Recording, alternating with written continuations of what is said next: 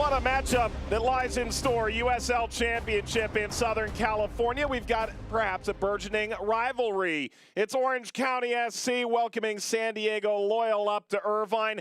And tonight's telecast is presented by Hoag Orthopedic Institute. With Devin Kerr, Mike Watts on hand. Devin, if you're Orange County, you've got fans behind you once again, and the form has been a little seesaw so far. Where do we really stand? Everybody likes to talk about the offensive unit for Orange County, and rightfully so, given the fact that since Braden Cloutier took over in 2018, they've been at the top of the scoring list in every single category. But defensively, they've gotten better each and every year. And with this team that has been decimated by injuries, they're going to need that. The fact that they've lost so many bodies, Mike, but still managed a way to find success in the final third is what's been so astonishing, because they're getting results. Yes, I understand they lost 4-3 against Los Dos, but if not for that late minute letdown in the 88th minute overall, they could have easily gotten a point out of that, a slow start. Rough victory against Sacramento Republic, but they drubbed them the second time around 3-1.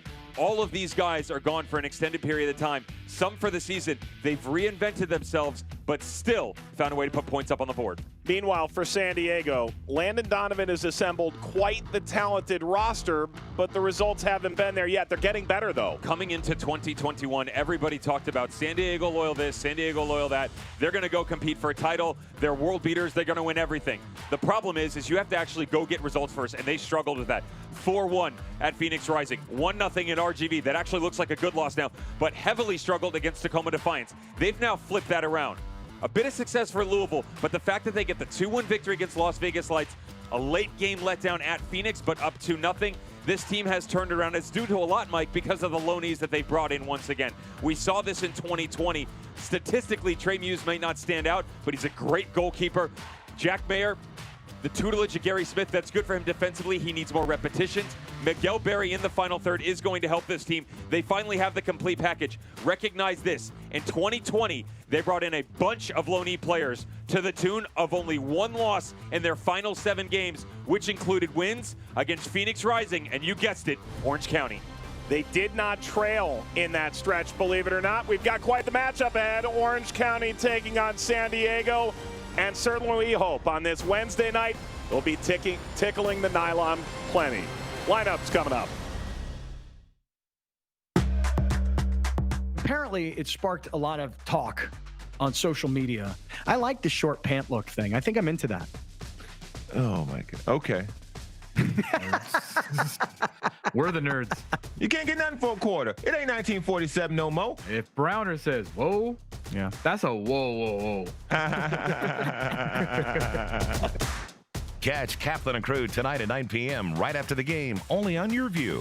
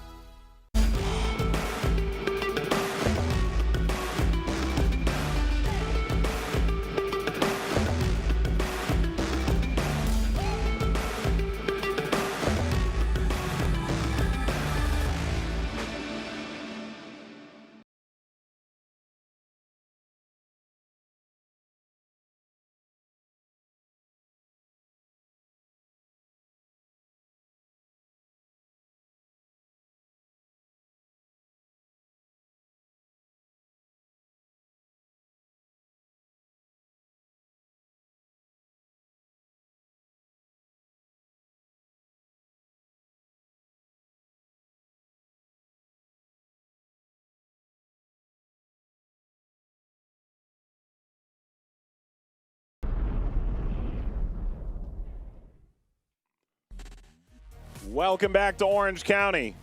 OCSC taking on San Diego Loyal. Mike Watts, Devin Kerr. As the players make their way onto the field, let's take a look at the starting lineups.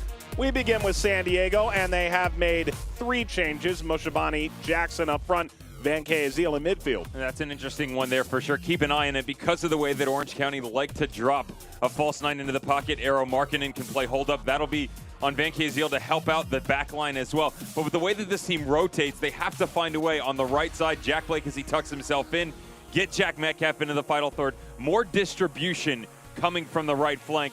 Also with the recent addition of Miguel Ibarra, I'd like to see him more active. Haven't exactly got the balance from both sides. For Blaine Coutier and Orange County SC, they make 2 changes, but they're going to switch positioning here as well. Tommy McCade comes into the midfield. Nathan Smith goes to the customary position at left back, but the right side of the back line is really where you want to keep an eye. Rob Kiernan had developed quite the relationship with Reese Breen on the backside, the 2 center back spots, but Michael Orozco comes onto the back as well. The right side, those 2 can flip-flop. We are expecting Rob Kiernan to go over there. If that is the case, it's an interesting one because of the fact that the right side here, the way that it lines up against Ibarra and Elijah Martin, could have its work heavily cut out for them. You see Jack Blake there, key in midfield for San Diego Loyal, who are ending 6 of 7 on the road, Devin. Their first 4 games combined for 9,116 miles. Something that Landon Donovan told us a few weeks ago they were well aware of when the schedule came out, but it doesn't make an 0-4 start any easier to stomach. That game against Phoenix should give them some confidence, even if it does end as a 2-2 draw. Well, they'll turn around and figure out how to play 6 out of 7 at home. So it's definitely a confidence booster for sure. Recognize this. Any time that you can go toe-to-toe with Phoenix Rising, that's a confidence booster. They've done it 3 times. Not many a team can say that, not just in the Western Conference, but around the entire league, whether it's interconference play, East meets West, whatever it may be in the final. Good omen for San Diego Loyal, regardless of the letdown. They're hoping they can continue that momentum here on the road against Orange County, coming off a quality victory against Sacramento Republic.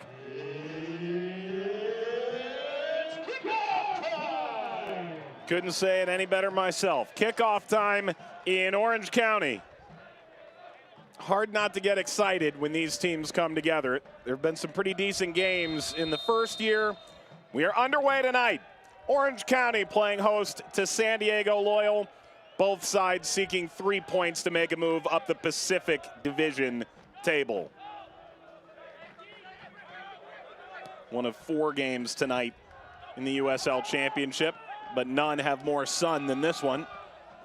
Yarrow plays back to the feet of Trey Muse. Michael Radchuk is the referee for this affair. Mike Watts, Devin Kerr.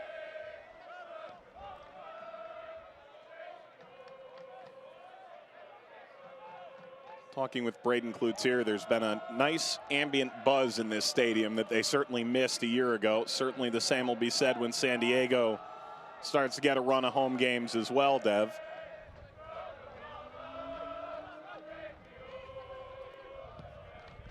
Martin. Does look like Orozco is going to start on the right-hand side, so that's an apparent answer to our questions. Either one of them, either Michael Orozco or Rob Kiernan, more than capable of stepping out there. Veterans in their own right for sure. A lot of respect, not just around the league, but within the football community in general. This is the matchup I'm looking to see, is Van Keziel. His ability to play off the back line. Bob Lilly gave him a lot of freedom at the Pittsburgh Riverhounds as his career continued with the Eastern Conference man. Primarily employed on the back line, but so good about stepping off the back no matter what the system is in front of him. Pushing the tempo open in the midfield, and he's going to have a heavy one with Brian Olofsky and Eero Markkinen. Very busy the way that they check in. Chris Weehan willing to invert himself. And then the pace of Ronaldo Damas. It's going to help out this back line because there's going to be some downhill running for sure coming from the home squad. Nathan Smith, the throw in front of the San Diego Loyal supporters that made the trip down. Trip up, I suppose. Muse. Dev, you ever won for geography? Bring it. Okay. Keep that in mind in future shows. Throw for Metcalf. Liverpudlian came over to play collegiately at Clemson. Now year 4 in the championship, third different team. Ibarra. Rolled through, picked up by Mashabani. Mashabani tipped away. McCabe couldn't get that entirely out. Ibarra centers. Martin.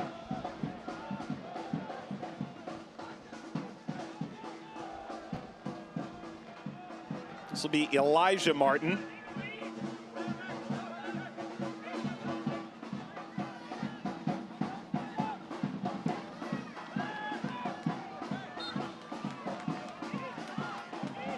Foul from Moshabani. Let's take a look at the injury report. It's brought to you by Hoag Orthopedic Institute. Kasipli, John, and now Enevoldson are all out. Darwin Jones awaiting his return from an injury as well. Thomas Enevoldson picking up a mild MCL issue, and so he'll be out for the foreseeable future. Devin, I remember speaking with Braden Cloutier probably 2019. He said the visa issues, suspensions, injuries was like plugging the dam in Vegas vacation with chewing gum.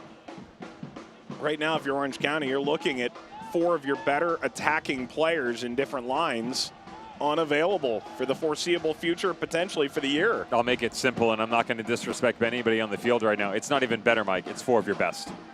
Just get that out of the way. And obviously, Kasipli is a bit more of a Swiss Army knife, the way that you can utilize him, because he's willing to do the dirty work. Usually employed in the 8 role, but you can drop him into the 6. He's happy to play in the diamond in the outside part of the midfield. Great vision since coming over from Reno, but the other 3 guys just bagging goals left and right. And the fact that once again, as Damas almost goes down, Cloutier has had to deal with these injuries just seemingly coming out of nowhere, right? You know, you brought it up in our call going back a couple of seasons with Christian Duke. How the freak incident in preseason, is that 2019 if I'm not mistaken? Yes. Slipped in preseason, going to pick up a ball for a throw-in, and just the next thing you know, months out. And that's kind of been the way it's been for him, to be fair, over the past couple of years. They've still found a way to have success, but for a team that, you know, really struggled in the final third last year, you thought maybe they had fixed it because of the additions and everybody was finally healthy, and you turn the page, 4 guys on the bench again. This will be a free kick for Orange County. They want to play quickly and do through Olaski. Drop back here to McCabe. Rolled up for Damas. Elijah Martin corrals. Put under pressure. Throw Orange County.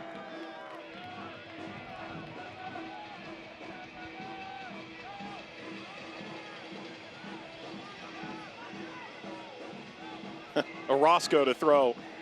What can't this guy do is the question we're getting to. Came into the year as an obvious center back starter. They move him into midfield to try and get a little more bite. And then with all the injuries for sure, but also squad rotation coming off a pretty busy run of games. Ahead by Kuningas. This will go out. Orozco is suddenly playing it right back.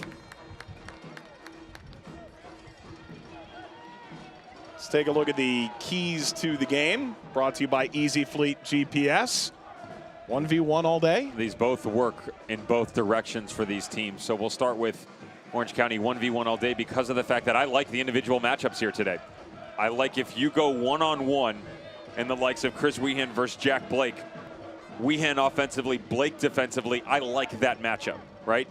Eero Markkinen matched up in between Jack Mayer and Josh Yarrow. I think that's a great point man to play off of because it makes your midfield make a decision in San Diego of who you're going to mark. But defensively, they have to be careful that they don't get stuck in 1v1s on their side of the ball because of all the talent for San Diego.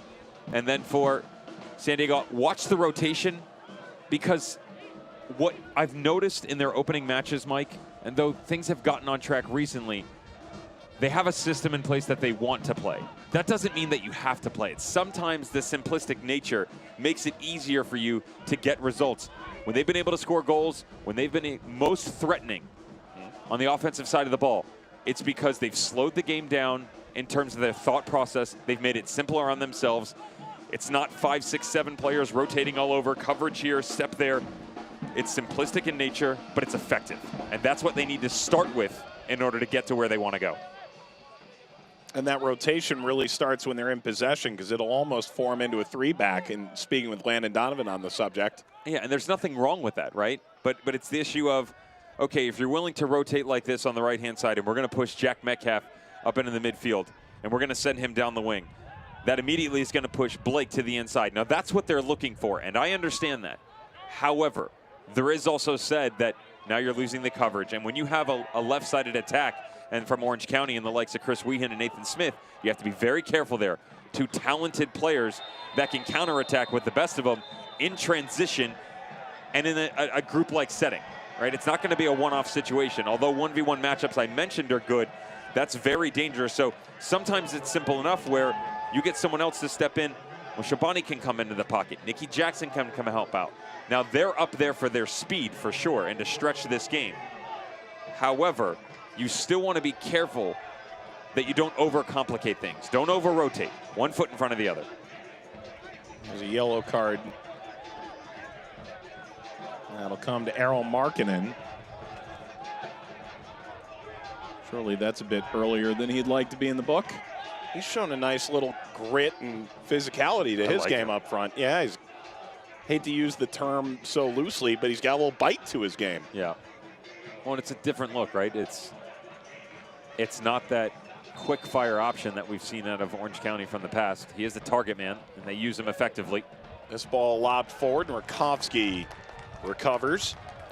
Holding on to that Select ball since 1947. Select has been the leader in soccer ball quality and innovation. Select, the official ball supplier of the USL Championship and many of the elite leagues throughout Europe. For the latest Select products and special offers, visit SelectSportAmerica.com.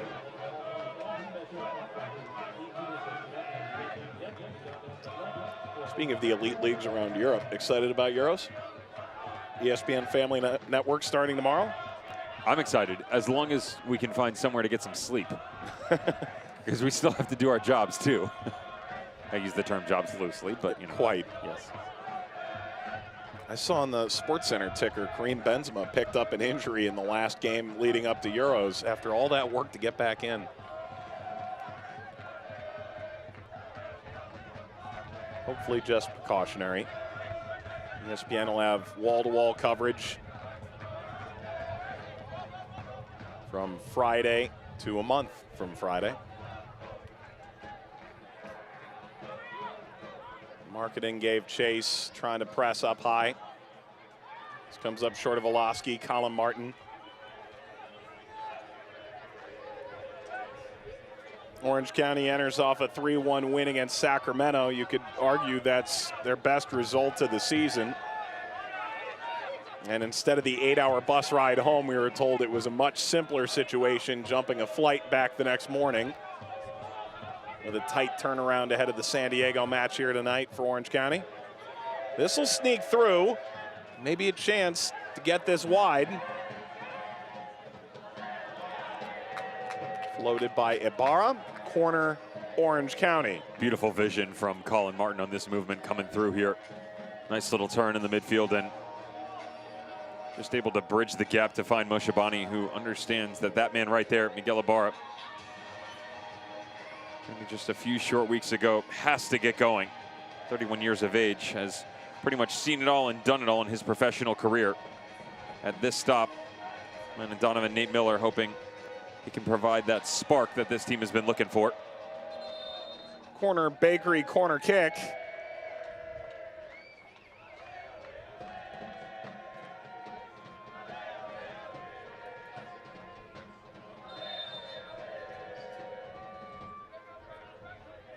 Short, Colin Martin.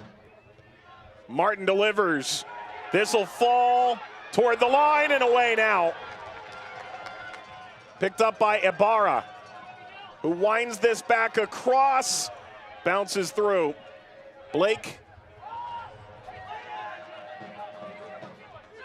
Bit chaotic for Orange County in the back. Van Keziel. This stab down. Van Keziel got a shot away with the deflection. Another corner for San Diego. The good news for Patrick Rakowski, he's going to have the sun to his back So unless he gets turned around on this, he should have a decent eyesight of this. It's quality pressure continuing to come from the visitors as well. And I like what Colin Martin does here. He doesn't force the issue on the overlapping run by Jack Blake. He just takes what's readily available in front of him. Whip it into the danger area. Guys are already set. See if you can make something out of it. A couple makeshift opportunities as well. They have fun to see the locals out here. Absolutely. County Line Coalition as well. Well, isn't that the goal, ultimately? So many teams in the state of California. It's a big, big state. But theoretically, you should, at some point, get a chance to go see all these teams, one would hope. And even going into Phoenix is always a good time. Did you see the new option they're giving their fan base, San Diego Loyal? You can actually, I think a few short weeks' time, you can design your own surfboard. I'm here for it. I'm much more on the Orange County side with their beer garden days in August and September. That's my idea of a good time. Different strokes, bro. $1 beer night tonight, always a winner. Jackson rolls this outside and swung through. Header is in! Moshe Bani! San Diego on the road grabs the opener. And they'll celebrate immediately with the locals. Ongoing pressure for the past couple of minutes here for San Diego Loyal on the road. Could the momentum from the Phoenix Rising match that was let down at the tail end of it be continued into this match? The answer, absolutely yes. Started on the far side, great ball knocked to the inside, and I said to you, sometimes the easiest method, Mike, is the way to get things done. Jack Blake holds serve, whips a beautiful ball to the inside. The kiss method pokes its head out in the opening 15 minutes for San Diego Loyal. First goal of the season for Tumi Moshibani. And Landon Donovan and Nate Miller can be pleased with that. Second goal for San Diego, bag 10 for Lansing Ignite. Which in some ways explains his route to San Diego in the first place. Nate Miller's former club.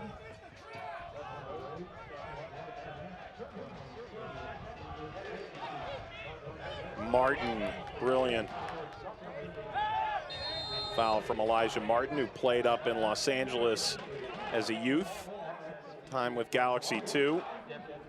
Kind of fell out of the equation there, and eventually up to Fresno and now down to San Diego.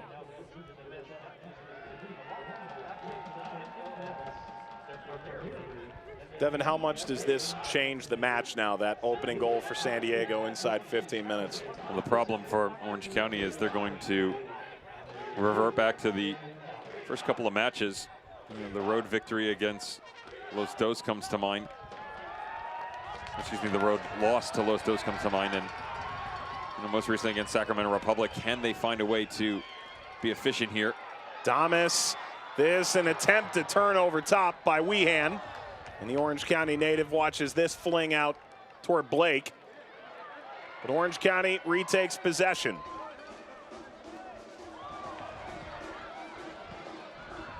Cleared by Van Zeal, a center back with holding midfield experience playing in the 6. The overall worry for Orange County won't happen right away, Mike. You're more so looking at what they did on the road, or didn't do, I should say, in the 1-0 loss against Tacoma Defiance, and then the 1-0 victory against Sacramento Republic, where it wasn't that impressive offensively.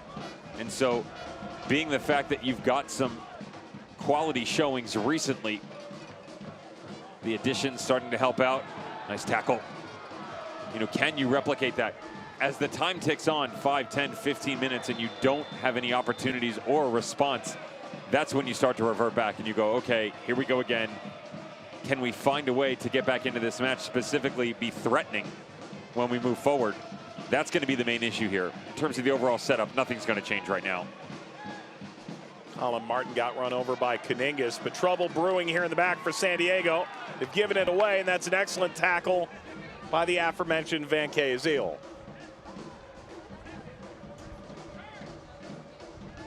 Pretty intriguing that you're talking about two of the more well-known center backs in this league playing center back for their teams and making the move. Look at Damas. Look at Damas! This will just skip over top Muse. Able to get a piece of that. Braden Cloutier calls Ronaldo Damas a renegade. You can see why. This is exactly why. Watch the explosion of speed. Little touch, change of pace, change of direction, trying to pick out that bottom corner. This is why, though, you go and get Trey Muse. It's a fantastic move by the youngster on the right wing. Saw him do it to the tune of 21 goals in his time at North Texas.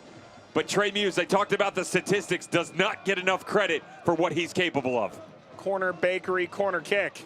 Bouncing ball with a deflection. Damas turns! Saved away from the line. Header skied back up, and maybe a chance at a transition moment here. Jack Metcalf able to keep that out. Go back for a moment. Orozco somewhat unseated by the arrival of Reese Breen, but also the need in midfield to change the dynamic. For San Diego, they bring in Josh Yarrow late in preseason. And then Jack Mayer on loan. So Van Azil steps into the six. Something to be said for versatility being king. Well, it gives them a lot of depth, and recognize the fact that they also thought they were going to have the services of Grant Stoneman, but he went out in that opening game.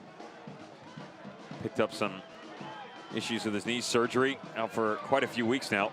So they needed help there, Mike, in general, get along the fact that you have someone like Van Azil you can pump up into the midfield to help out.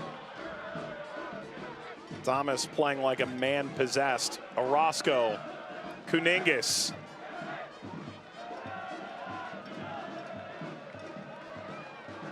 As pinballs around, Weehan got the shot away, and it's right at Muse.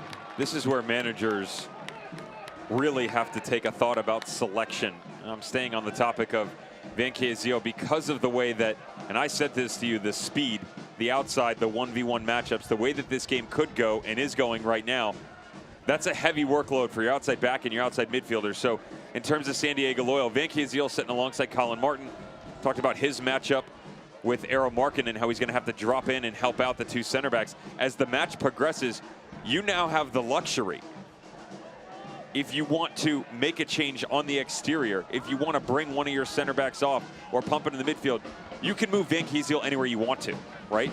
So it's not necessarily a like-for-like substitution. You have the luxury of a player that you can move into 3 and 4 separate positions and still get what you want down the stretch. Blake is grabbing to the back of his left leg.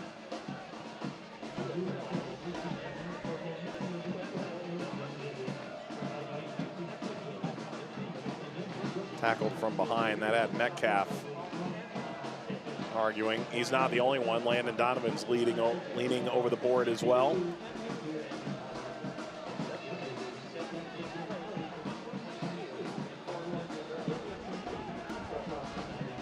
Just coming right in from behind here. Watch the backside of the knee right there. Tommy McCabe definitely doesn't get any of the ball. And right in front of the San Diego bench, no less. Mike Watts, Devin Kerr, and our entire team in Irvine and beyond. Orange County 6 points through 4 games, 4 points through 6 games for San Diego. So differing levels of need at this stage of the young season on what is as short a road trip as San Diego can get. For Orange County, another home game, trying to make the best of it. This turned over. Spare a thought for our poor cameraman.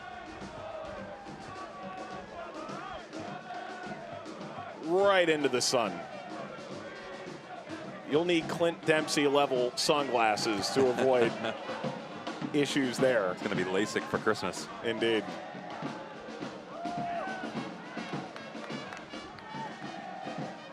Watch out. That's where you have to be oh so careful if you're Orozco. Well done, though. Good recovery. And there he goes, Orozco. Early ball, bounding through the penalty area, stabbed down. Picked up by Van Azil. Orozco intercepted it and sent it right to Muse. Just like the matchup with Eero Markkanen and his hold-up play, when this team does start to go in transition, you want to keep an eye on that spot as well, because Brian Olowski dropping underneath Markkanen you'll notice him sort of flip-flop side to side where he doesn't necessarily take the step as the second striker, but he's not deep enough to necessarily facilitate as a number 10. He just occupies this gray area of space to try and combine on either side of the field. So as Orozco makes a great run down the sideline, he doesn't necessarily have the runners there, right? So you have to look to find combination play from somewhere else. That's where you need a trailing run from the likes of Kaningas, Tommy McCabe, or Chris Wehan. Patience is going to be one of the biggest issues they're going to deal with, because the quick fire option is going to be there. The space will open up, but at the same point in time, you can only slow down so much because of the talent of Yarrow, Martin, Mayer, and Metcalf dropping back defensively once they do break down. Bouncing toward Moshabani, and there's going to be a yellow card for that challenge by Van Azil catching McCabe.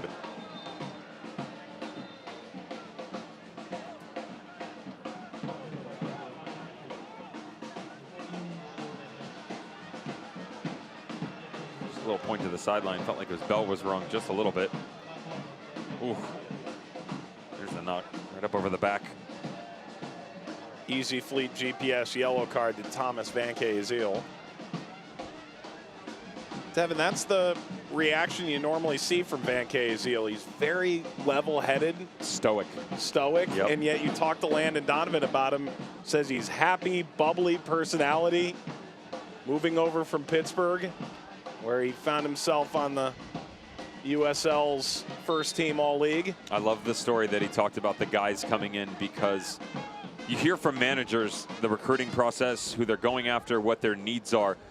But he specifically talked about how, you mentioned with Van Azil, happy, smiley, you know, always wanting to be around everybody, funny type guy. Corey Herzog played the role of kind of the father figure-ish of sorts, where, you know, he was inviting people over to his house in preseason and early on, cooking dinner, you know, trying to build that chemistry with everyone.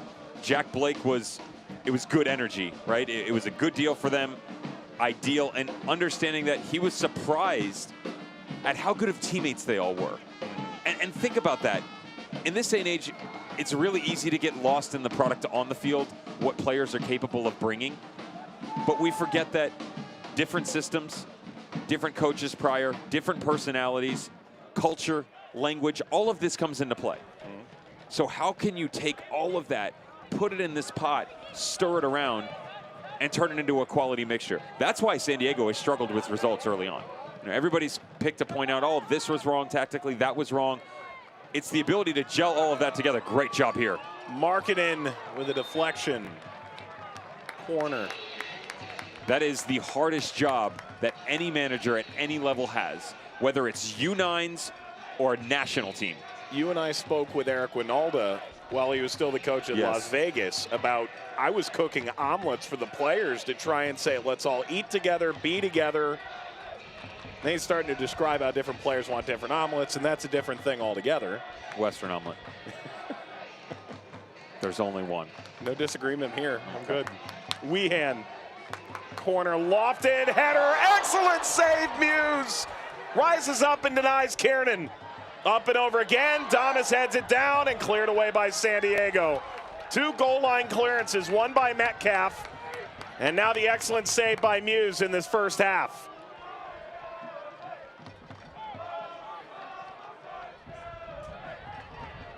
Moshabani has a goal in this game already back in the 14th. Flips the field. Ibarra.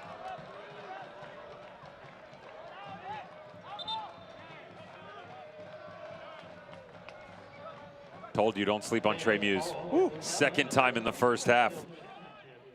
This team has glory written all over it. It's really difficult because of all the bodies in front of them, tracking the runners, and then immediately has to come back across. There's a reason why Todd Yeagley, speaking about Trey Muse, his head coach at the University of Indiana, said he's one of the best that's ever come through the program. He wasn't just talking about the goalkeeping position, by the way. He was talking about a player and person in general. Signed as a homegrown in Seattle in 2019 after 2 years at Indiana, where he was the Big Ten goalkeeper of the year and a national runner-up. On loan now. And it's also easy to look at the numbers that he put up, Mike, and the fact that he led the NCAA in goals against, his save percentage, all that stuff, and the back line that was in front of him. Jack Mayer was a part of that, by the way. Timmy Mell was another one. And Andrew Gutman, of course, who's doing things for himself at the professional level. Really talented individuals. But the fact that he's been able to do it on his own. And his time at Tacoma Defiance when he's on loan there, yes, a lot of goals ended up in the back of the net. But as a goalkeeper, there's only so much you can do. When you've got young kids learning a system, and Chris Little does a fantastic job there.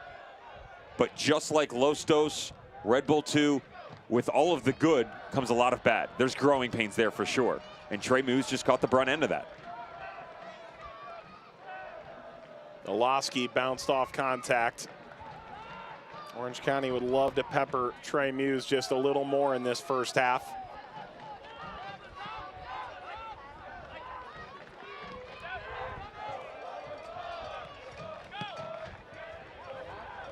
This will roll back to Rakowski.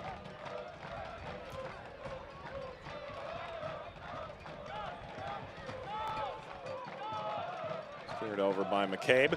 The USL, all 31 championship clubs and its players stand together in support of diversity, inclusivity, equality, and compassion. For more information on the USL's commitment to change through the United Against Racism campaign, visit uslsoccer.com.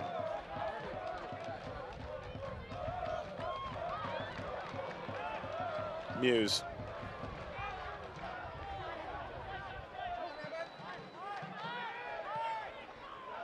Half of this game being played in Orange County, the other half on the surface of the sun. Colin Martin into this. That's a handball against Orange County. You are a special individual, and I'm here for it.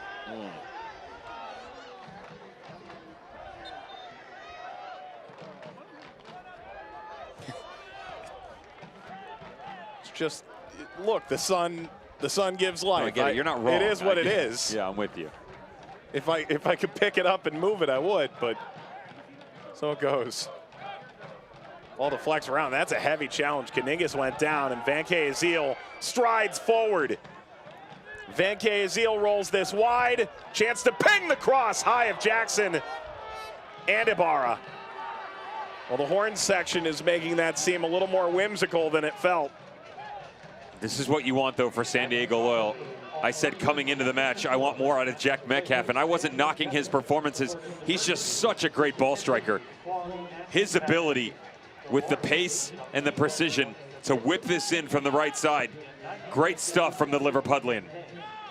Spent time in the academy at Wolves as well as Liverpool.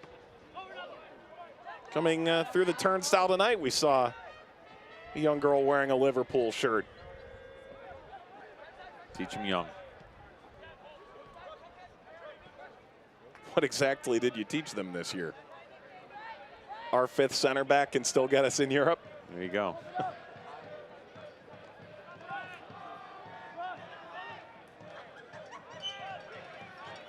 Orange County really struggling on this left-hand side to get Chris Weehan into the game. Of course, there's the commentator's curse. Got to find a way to get him on the ball more. And I mentioned the inversion of Jack Blake on the right. They look to do similar things with Chris Weehan on the left too. His time at Reno. Of course, contract picked up by San Jose, then going back out on loan and then to New Mexico United for 2 years. Whether it was Ian Russell or the multiple managers, because he dealt with a few, getting the opportunity to pick his brain firsthand at Reno. And then Troy Lassane. He's given freedom. And for a guy that, going back to that 2017 rookie campaign, where at that point in time, he tied the single season assist record. Matt Dahlman of Pittsburgh holding it previously. 12 on a season before Solomon Asante came through and basically just ripped every single record up. The ability to really create in any which fashion that you'd like to is the one thing that I would be critical of and what his time has been here so far in Orange County. Now, to be fair, that does go hand in hand with the injuries that they've picked up. But you have to find a way in all of these matches to get him on the ball more. He's just He's too tactful. He's got great vision. The speed is there. He's willing to challenge anyone at any point in time. This team needs that type of confidence. Orozco. Kuningas. Seen a willingness from Breen to be incisive. Slide out Damas. Ibarra.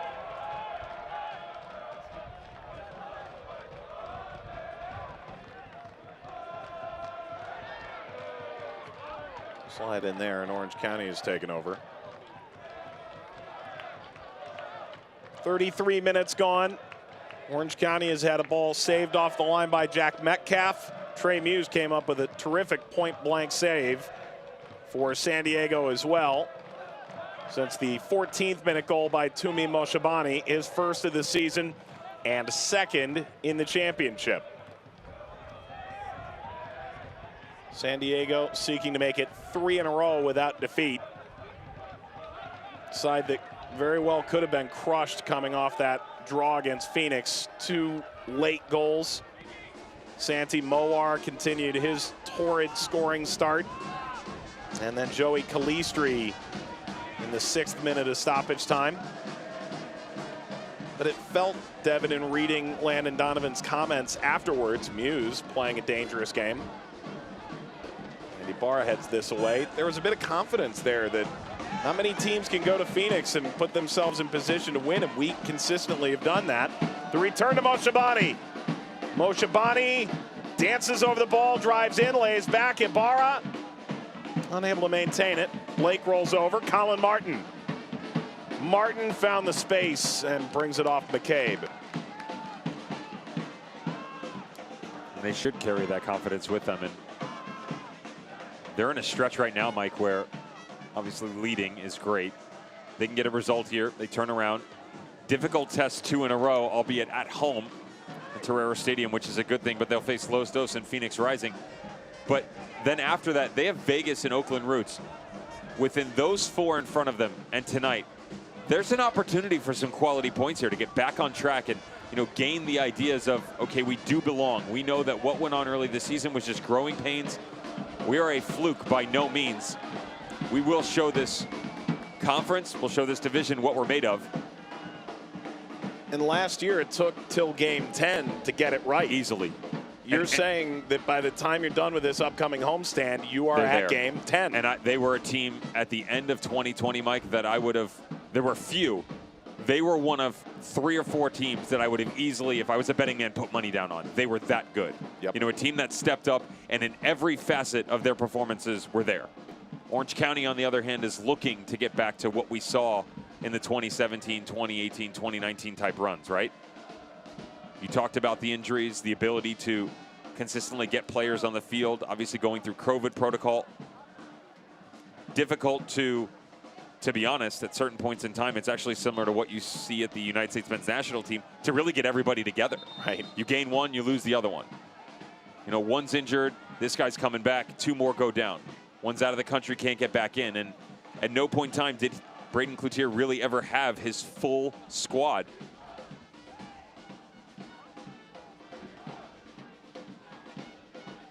Rolled over here to McCabe. Speaking of the U.S. men's national team, always love the stat. Michael Orozco was the goal scorer in the first U.S. national team competitive win ever at Estadio Azteca. Feels all the more valid coming off the Nations League final win against El Tri on the weekend for the U.S. Orozco, 26 caps. That was one of his 4 goals. Kuningas.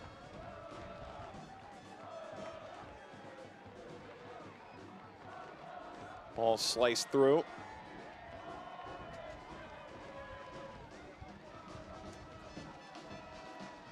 Blake. Blake battling through. Moshabani wants this played. Does find Jackson. Jackson! Rakowski made the save and did enough to get it out. Corner, San Diego. They've been really solid in transition. It's a great move here as well, and they had the runner on the back stick too. I have no problem with Nicky Jackson going it alone because of the fact that the rotation doesn't come from Kiernan on the backside. He has to hold serve in the middle so that the ball doesn't come all the way to the back post as an option to open up. Really well done by Rakowski, though. The entire 6'2" frame had to be perfect.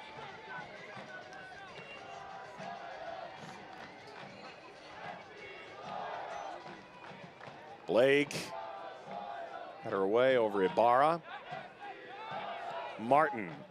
Ibarra. 4 white shirts are available. Van Kayziel got lost. Ball across, Rakowski grabs. OCSC Flex Packs are now on sale. Build and customize your ticketing package exactly the way you want. It's as simple as buying 9 ticket vouchers to use however you want, and you get one free. Use all 10 in one game, spread them out. It's your call. Learn more at orangecountysoccer.com/tickets. I personally would use 1 for me and then 9 for the cardboard cutouts that I spent last year with. You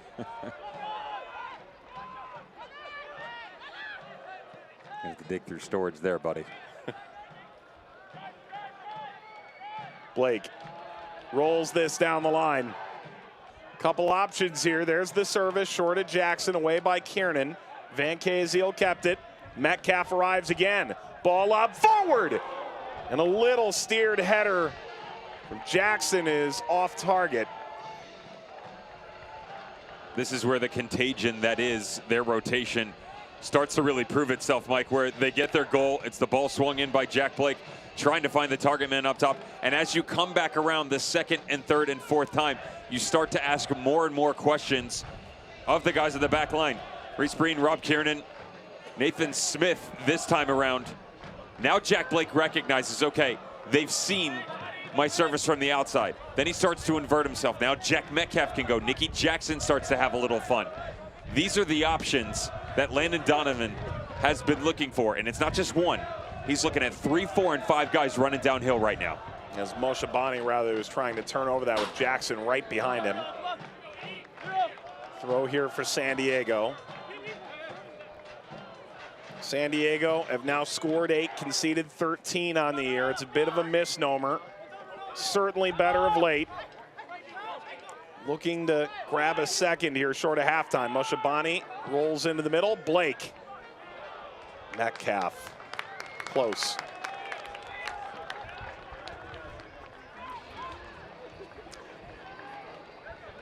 OCSC is proud to partner with UHSM as the exclusive naming rights partner of the Community Corner program, which donates up to 100 tickets per home match to local nonprofits serving the community. Nonprofits are invited to apply for tickets today by visiting orangecountysoccer.com/community corner. Nothing there for Damas.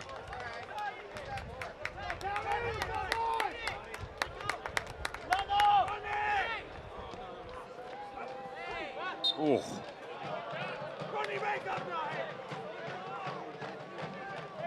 Nico Kaningas asking Damas for a little bit of help here. He's not wrong, as the challenge on Nicky Jackson definitely having an after effect. Still, this front line for Orange County struggling to really get on the ball at all. Credit to San Diego Loyal, their ability to control the tempo. Everything that we've seen from Orange County has been that quick fire counter-attacking style we've become so accustomed to in seasons past. Oh, Moshe Bani there. I think Kaningas Tasted his own medicine. Yeah, and he might have been let off the hook here a little bit. The shoulder-to-shoulder charge.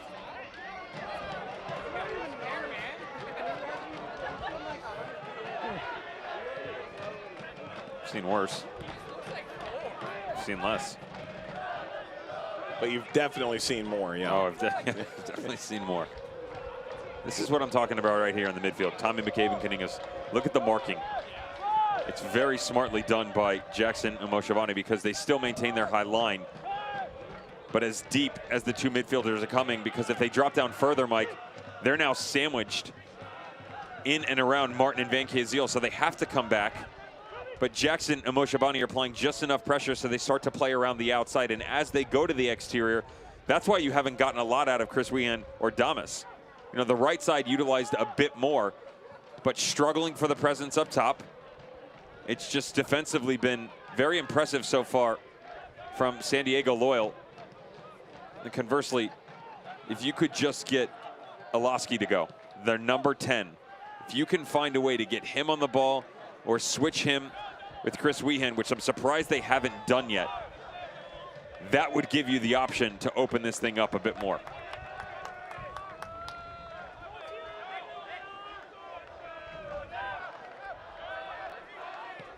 Kiernan to Reese Breen, young center back in on loan, 21 years old.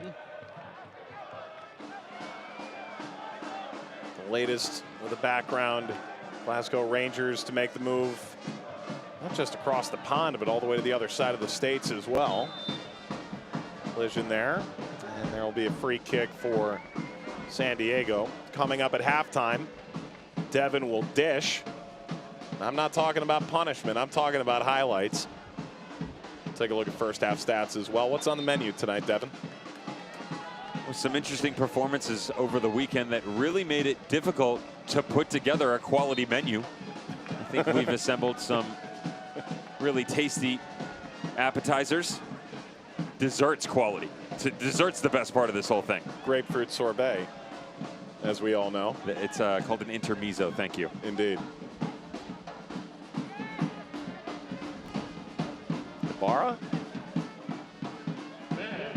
Clever little run back into that central space, but wasn't found.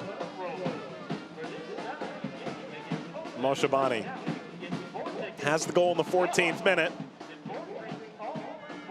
Lost control. Van Azil bounces through.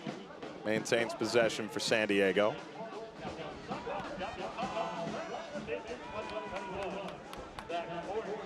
Yarrow.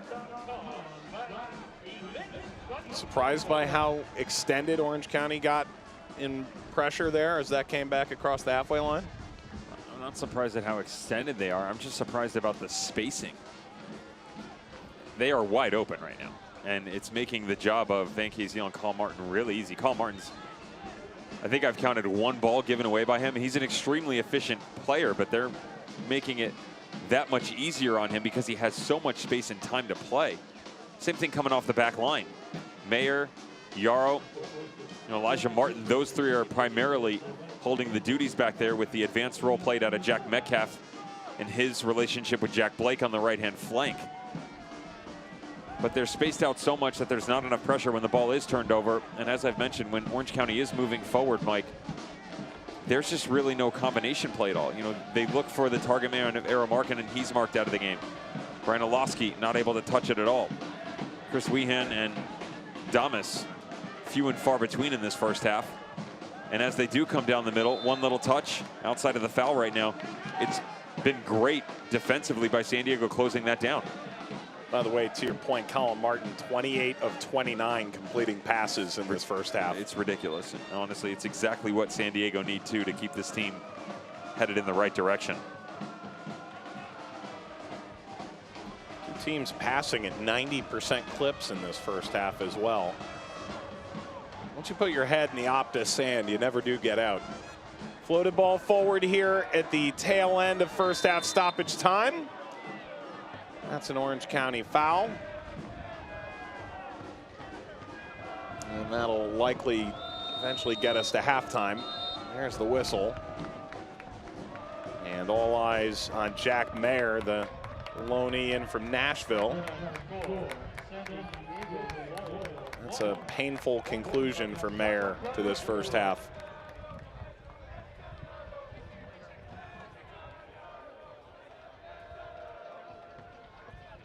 Mayer helped up here by the athletic trainer for San Diego. 1-0 here at halftime for San Diego. You're probably pretty pleased. Very pleased. You would have possibly, and I say that because it wasn't overly threatening offensively, but there were some great movements coming forward. The key to this team is creation, right? And the fact that they're continuing to create regardless of the issues that they've dealt with over the first couple of games, that's what bodes well for them on the road. For Orange County, they have to find a way to get on the ball more, specifically Weehan and Oloski. This back line is chasing too much, that when the pressure does reprieve itself, they've got to find an outlet going the other direction. Well, USL Championship After Dark is on the way. The sun is setting. Keto Candy Girl halftime is coming up. San Diego gets the goal. Moshabani in the 14th minute. And Orange County will play from behind. The Dish with Devin when we come back.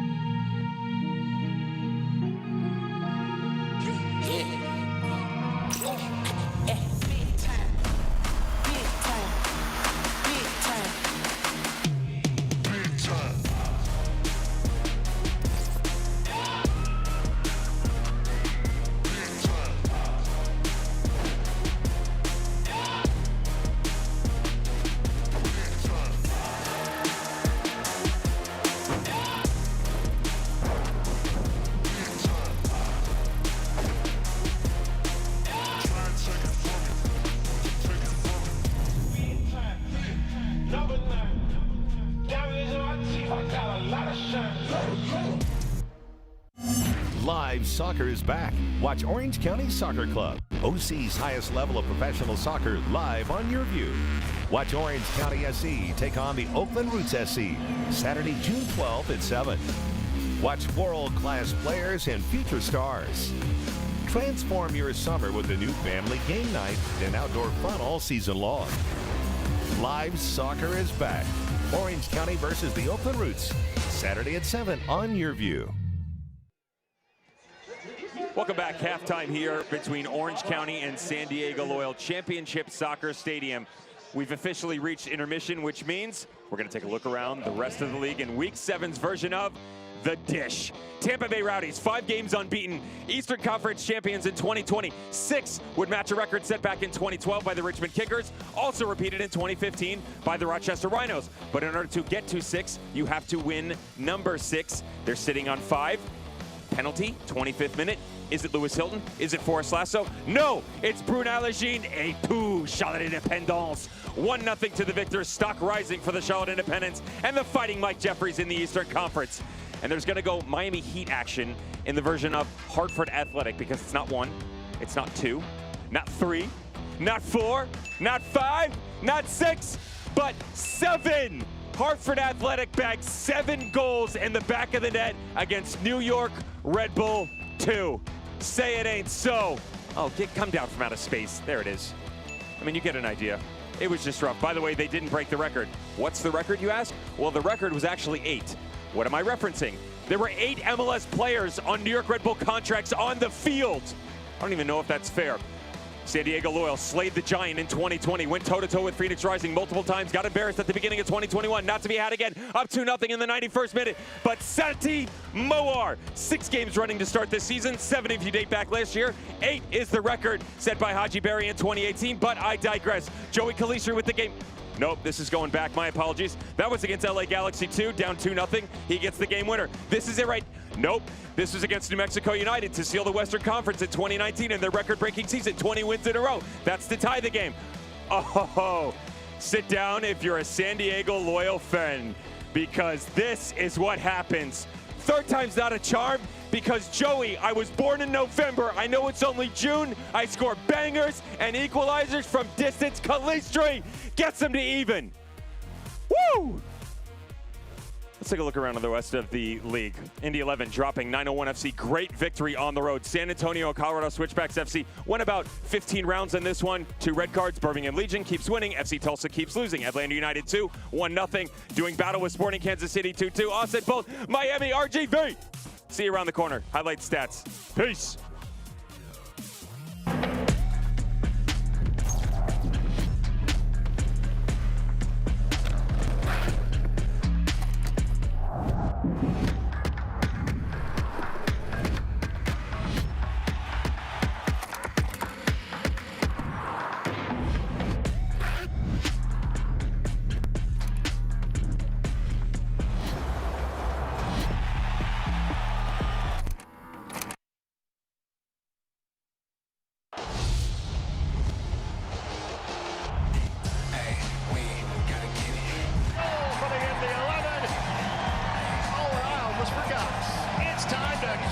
smoke in the Brickyard Battalion.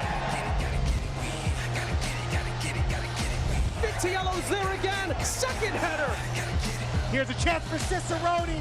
Russell Cicerone, the leading goal scorer.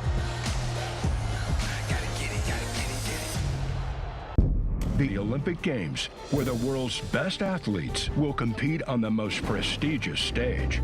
Catch all the action leading up to the Olympic Games on Guide to the Games every Tuesday on Your View.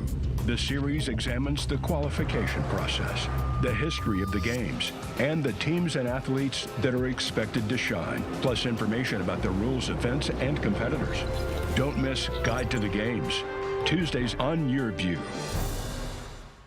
It's time to get outside and experience the new family game night with Orange County Soccer Club right around the corner at the Great Park in Irvine. World-class pro soccer is back as we battle against the USL's best, like Landon Donovan, San Diego Loyal, Phoenix Rising, and the LA Galaxy. Make memories all season long with our Dollar Beer and Cheap Eats series, firework nights, beer fests, and more. Parking is always free, but the memories are priceless. Get tickets now at orangecountysoccer.com/tickets. The Olympic Games, where the eyes of the world will turn to Tokyo for the greatest show on earth.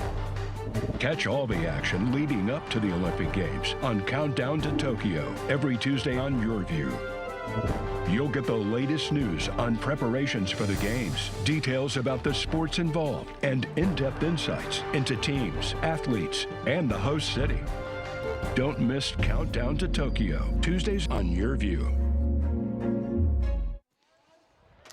Halftime in Orange County. Keto Candy Girl halftime. San Diego tickles the nylon. 1-0 against Orange County. Mike Watts, Devin Kerr. Having a good time. We hope you are too. Let's take a look around the USL Championship and get you caught up a little bit. The USLW League pre-professional pathway for women set to launch May 2022. Should be at least 30 teams. The 8 teams that are affiliated with USL sides have already been announced. There's more to come. USLWleague.com for more information. Pride Nights will continue throughout the month of June. Go to USLChampionship.com for more info on that and the Forever Proud Project. And Devin, you and I had this match last year. Pittsburgh and Indy 11 on ESPN2. This year, our friends over at ESPN Deportes get the call. Gonna be an interesting one. Tyler Pasha show in the 99th, 1,000th, 5,000th minute. True. That beautiful strike off his left foot. Trouble in paradise. Indy 11 dropping back-to-back matches. Lost to El Paso Locomotive 2-0 tonight. A little bit concerning, perhaps. So let's take a look at the upcoming schedule around the championship. It's brought to you by Destination Irvine, the center of Orange County, California. Friday, Tampa Bay takes on Loudoun. The Rowdies, a blemished record now. Yeah, but there'll be no hangover there. Tampa Bay Rowdies should get right back on track. Neil Collins always has these guys focused. I want to see what Las Vegas Lights does. You know, coming off their first victory of the season against San Antonio on the road, I'm not saying that they should win that game at all. San Antonio is far supreme, but I think things are starting to turn around for Cherundolo and Las Vegas Lights. I'd like to see that go the distance. And can Louisville City get back on track as well? Well, 901 FC, great win at Indy 11. 901 FC is getting 4 out of 6 players back, 2 injuries still. But they had 3 on international duty, 3 injuries, 4 of those coming back. That's going to bode well for 901 FC. Well, they'll have to do it in front of 15,000 fans. Watch the out. First game at Lynn Family Stadium with full capacity. That's 4:30 Pacific time on ESPN Plus, and I'm willing to bet I'm going to have Devin on the call with me for that one. We've still got another half to go here.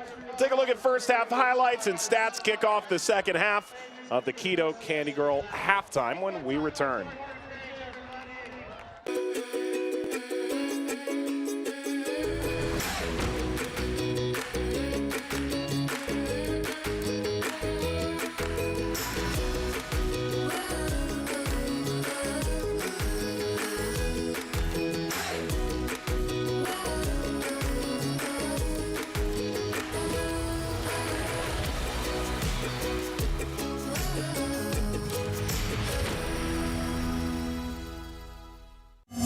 Live soccer is back. Watch Orange County Soccer Club, OC's highest level of professional soccer, live on Your View. Watch Orange County SC take on the Oakland Roots SC, Saturday, June 12th at 7. Watch world-class players and future stars. Transform your summer with the new family game night and outdoor fun all season long. Live soccer is back. Orange County versus the Oakland Roots. Saturday at 7 on Your View.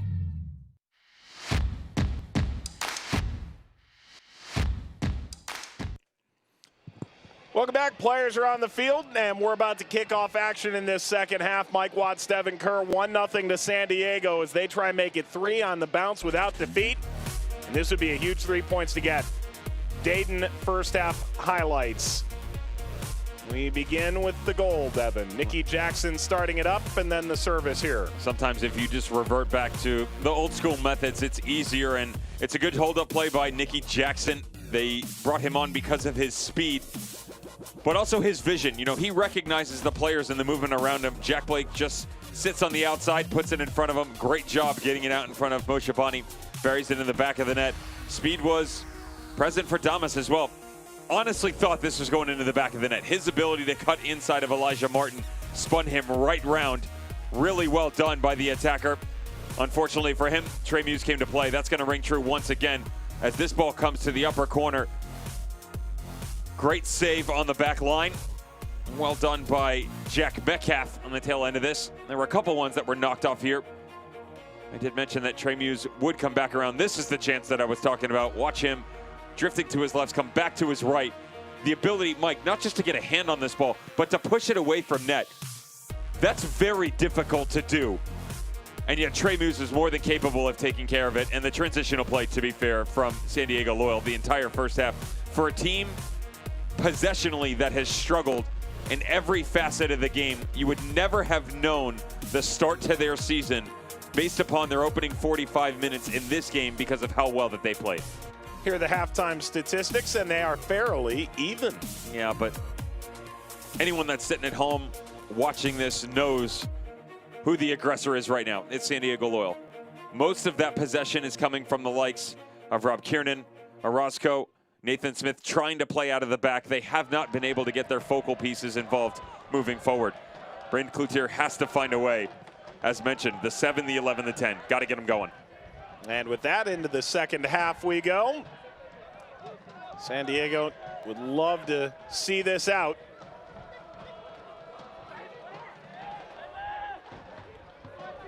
Floated ball ahead. That's recovered by Kiernan.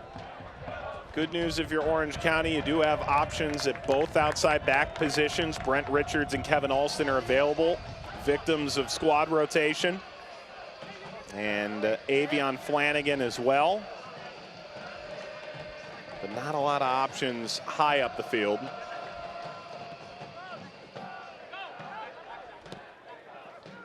Change at halftime, you could argue, is a bit of a surprising one. Avion Flanagan has come on, replaced Errol Markkinen, who was playing on a yellow card. Well, the problem is the game had just passed him by.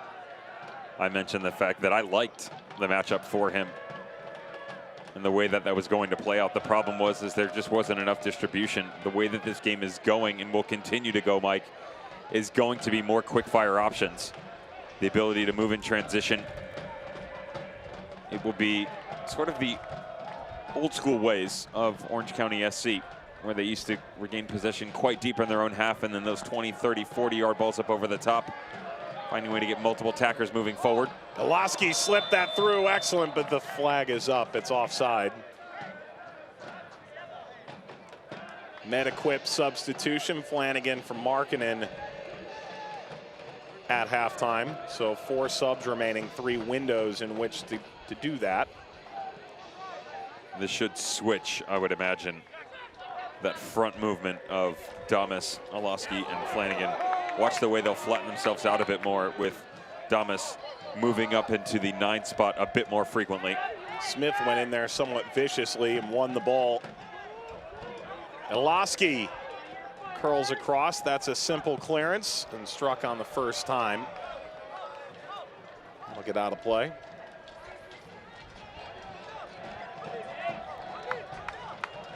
Devin, you'd have to say the story of last week against Sacramento. Braden Cloutier felt it was a major statement that Sacramento made 3 changes at halftime and changed their shape. Colin Martin is still hobbled over here after that challenge by Smith. San Diego really doesn't have to change much at all. They passed with tremendous efficiency. Seemed to do well in the few transition moments that they were granted in that first half. Still need another goal. There were too many last-ditch saves by Trey Muse for them to only be up 1-0. The fact that there was options available, regardless of the fact of how poor Orange County was moving forward, is a concern. Good effort by Moshabani to maintain, and Orozco stepped in ably. And now Jackson went down with Kiernan on his back.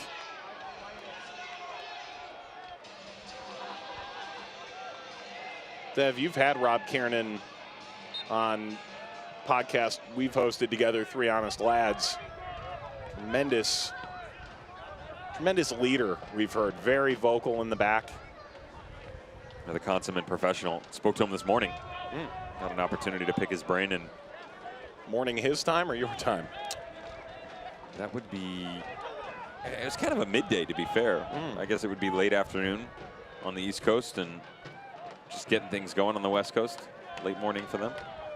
But he talked about the chemistry. I said, you know, you guys have to feel really good about where you're at, especially defensively, considering all the pieces that you've lost, as Avion Flanagan making no friends, apologizing left and right already.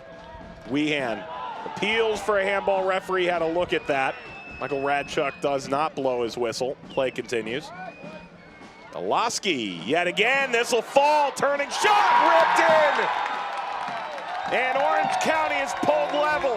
Finally a goal here for all the work put in by Damas.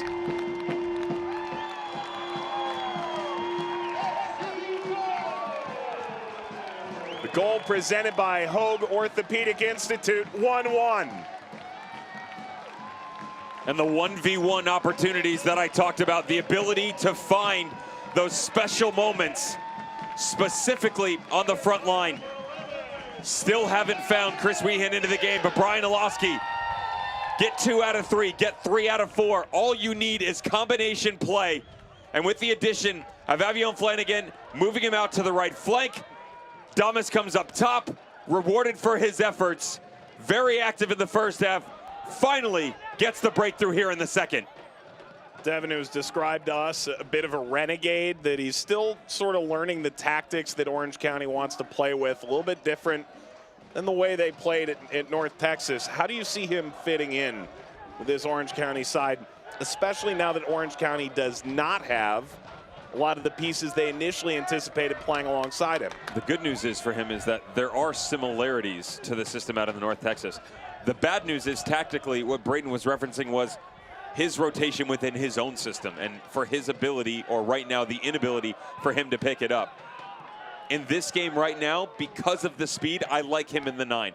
He is going to end up as a winger for sure, but his understanding of the game, his surroundings, when he tracks back, how does he help out Orozco or whoever's playing at the outside back position, is where he's going to need to be able to take the next step. Blake.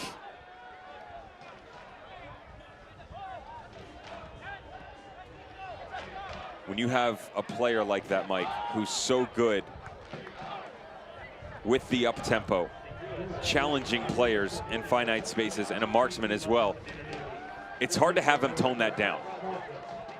And you've got a real good glimpse of that in the first half now, branching over into the second here where, yes, you get the goal for sure. That's very important, of course.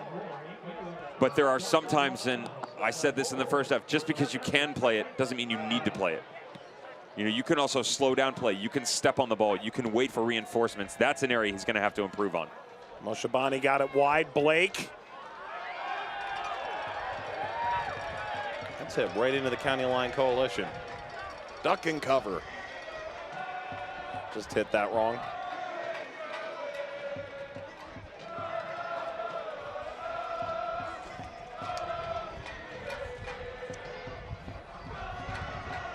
The USL is committed to supporting the LGBTQ+ community through the Forever Proud Project.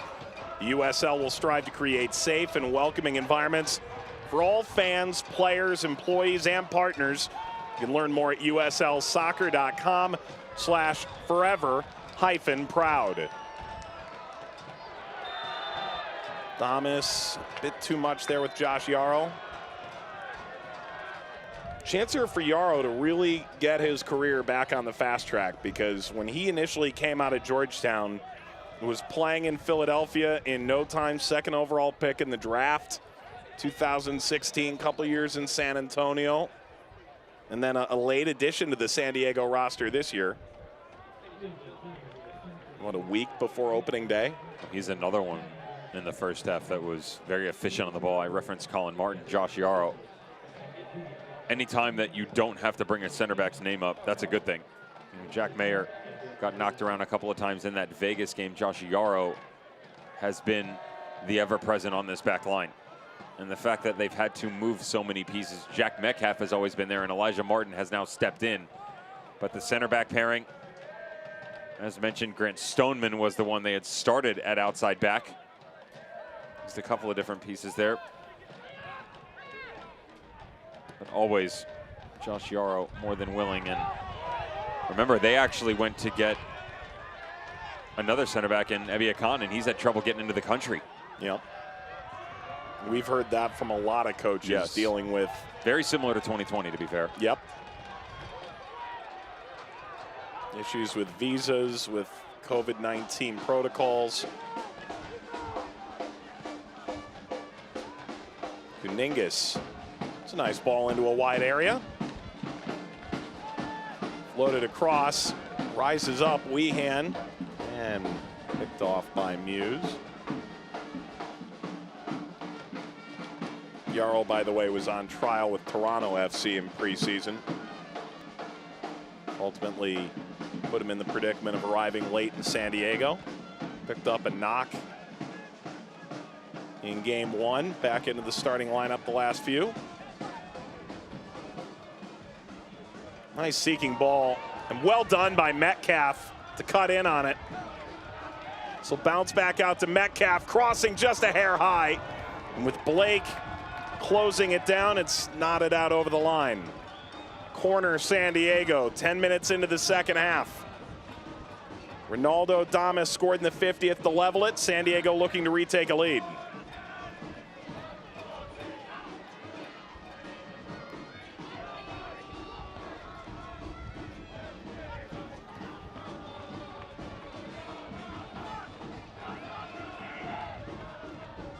Blake.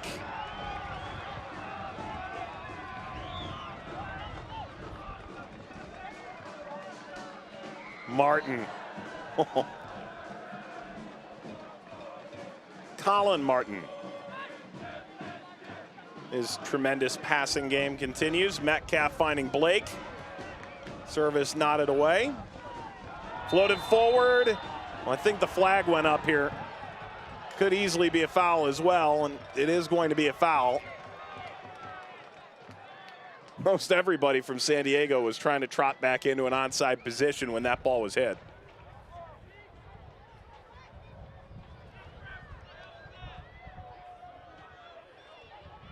If you're Jack Mayer, certainly you're well aware there are people in the Nashville area code watching tonight.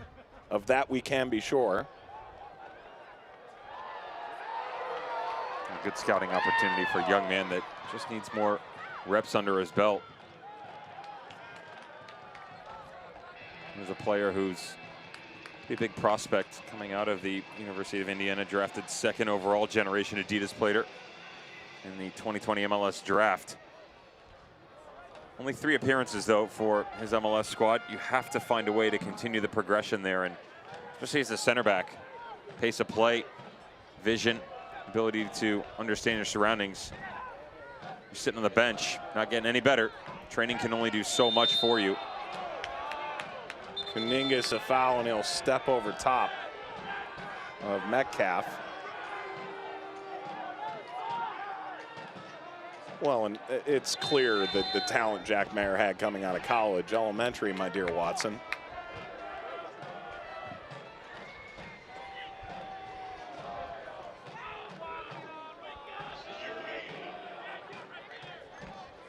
Anything in that step over? Texas two-step, maybe. Is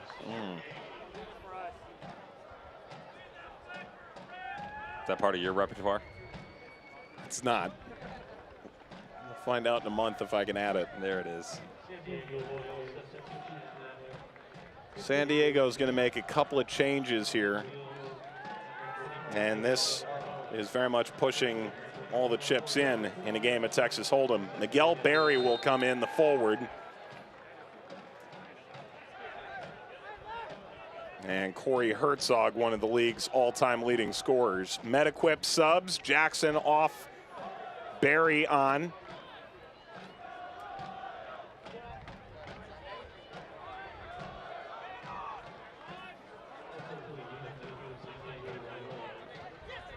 There's a deeper attacking group of options for San Diego tonight than there is for Orange County, simply due to the injuries that Orange County has already sustained.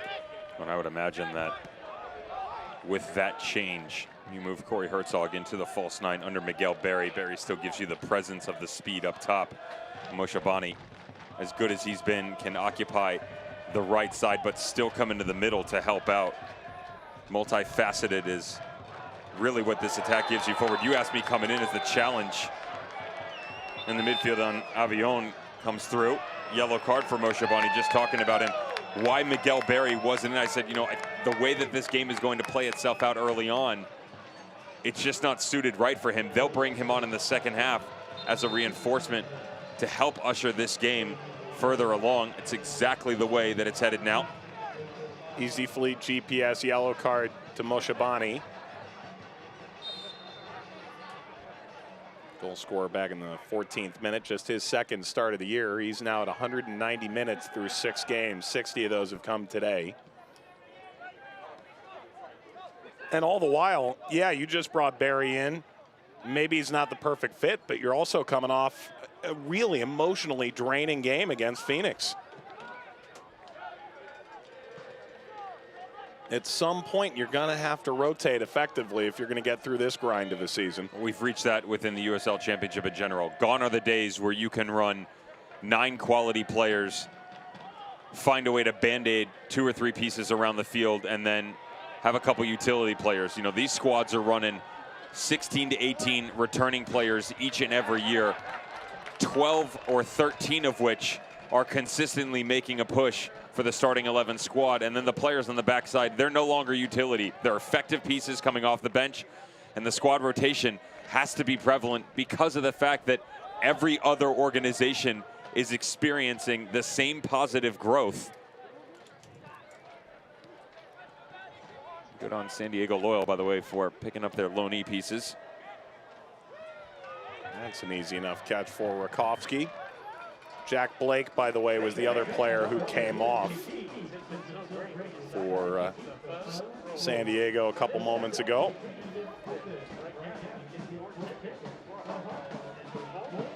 Bounce back to Muse. New OCSC merchandise has been released and is available in stadium and online at OCSCshop.com. Be sure to update your wardrobe for the 2020-2021 season. With all new jerseys, t-shirts, hats, scarves, and sweatshirts. Check out all the new arrivals at OCSCshop.com today.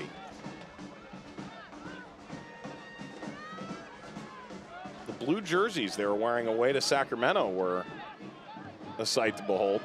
I'm a fan of most of their kits, to be fair. Hint, hint, wink, wink. When's your birthday again? Did I miss it again this year? The black kits for San Diego are top-notch as well. I told Nate Miller when we've spoken a couple of times about it now that I'm not resting until I get Stone Brewing to get him some sort of featured beverage. A flavored beer that's an ode to Nate Miller. Specifically to Nate. Correct. Yeah, okay. We don't need to call it Miller time, but obviously, you know, something along those lines. Devin, that's a trademark issue that I'm not sure we were ready to jump into tonight. Martin's been nearly perfect on the day. And another foul, Michael Radchuk ceasing play.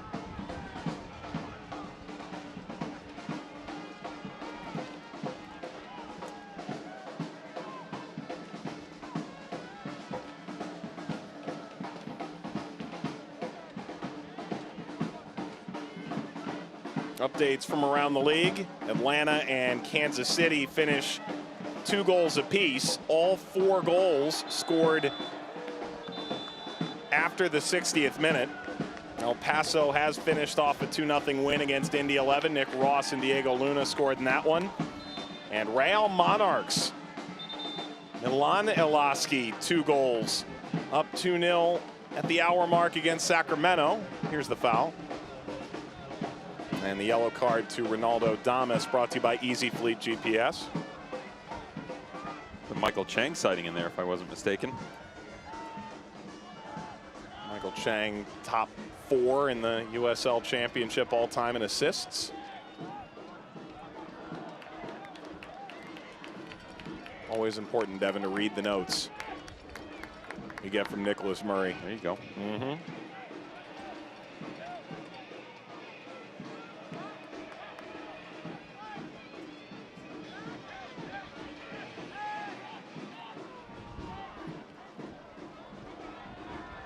On a hope and a prayer. That select ball is going to have to be given back. Don't get to keep those in the bleachers. Rakovsky will send this away. Patrick Rakovsky, tremendous, almost prodigious talent in Germany coming up. At the age of 28, still very much in his prime at this stage. Has played in Bundesliga, Belgium, Finland.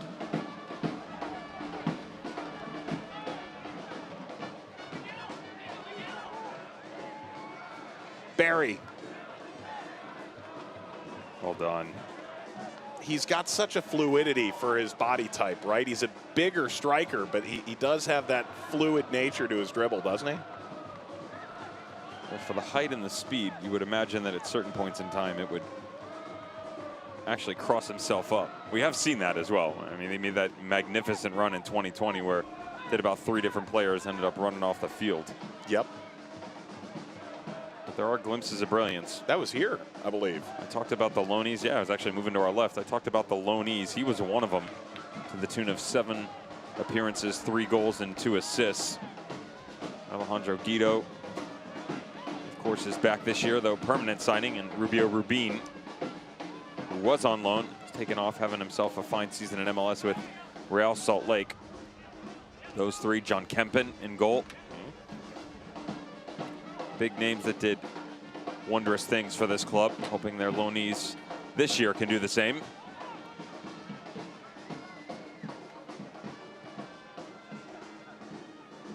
Moshabani dicing through. This will get picked up. To your point, Rubio Rubin, 25 years old now. Talking about a guy who's got 4 goals, 2 assists for RSL. And there is a belief in San Diego that Landon Donovan is a bit of a whisperer when it comes to getting guys moving forward in their careers again. It's a good place to go on loan, good place to sign for a year or 2 and make a statement. And in this second year, done a good job of that. Look at Metcalf. Great first touch. Metcalf has this deflected away. That was a magnificent first touch.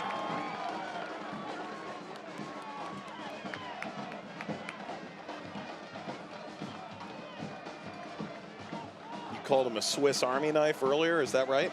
He said hasn't really been given enough credit at the professional level due to what he's experienced and yet persevered through. Early on, as part of the Charlotte Independence program, once he took off to Atlanta United, that's where maybe people stopped, I should say, looking at him as, okay, is this guy going to step into MLS? Can he be a top-tier USL Championship player? And he was stuck around a lot of young guys who were extremely talented in Atlanta United too, but also goes back to the reference I made in the first half where there's a lot of growing pains there, right? It's really difficult week in and week out at his age, you know, at that point in time he was 26, to be paired alongside 16 to 20-year-olds. And make no mistake, if you're Atlanta, you also want to see those young players potentially overtake that position in the lineup or force Metcalf onto the bench once in a while. And speaking with Tony Annan at the time, the new coach at the University of South Carolina, yellow card will go to Braden Cloutier, it appears, the Orange County coach. But he said he merited playing every week. He couldn't take him off the field. He was that good. You need players like a Roy Lassiter at Galaxy 2, right? Ariel Lassiter, excuse me. Roy, I'm thinking about his brain. National team is on the mind, excuse me. Indeed. Ari Lassiter, you know, the Costa Rican, at Galaxy 2. You need a James Chambers at Bethlehem Steel, now Philadelphia Union 2. Those players are the ones that can continue the good play, but also check these guys as well, saying, hey, this is wrong, this is right, let's work this together. Ball bomb forward. You saw Adams just came on, replaced Elijah Martin, sub brought to you by MedEquip. And with that change, 3 subs for San Diego, and all 3 were starters last time out at Phoenix, who were rested at the opening gun today.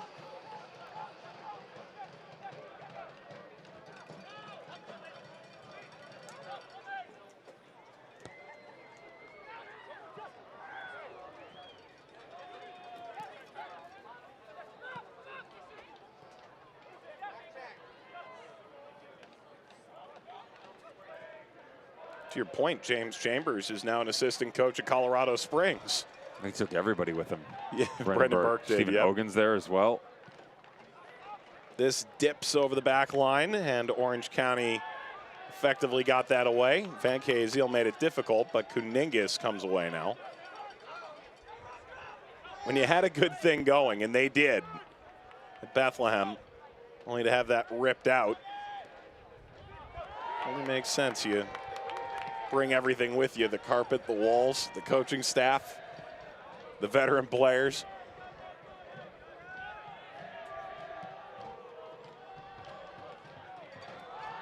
Flanagan tried to get a piece. Barry knocked it wide.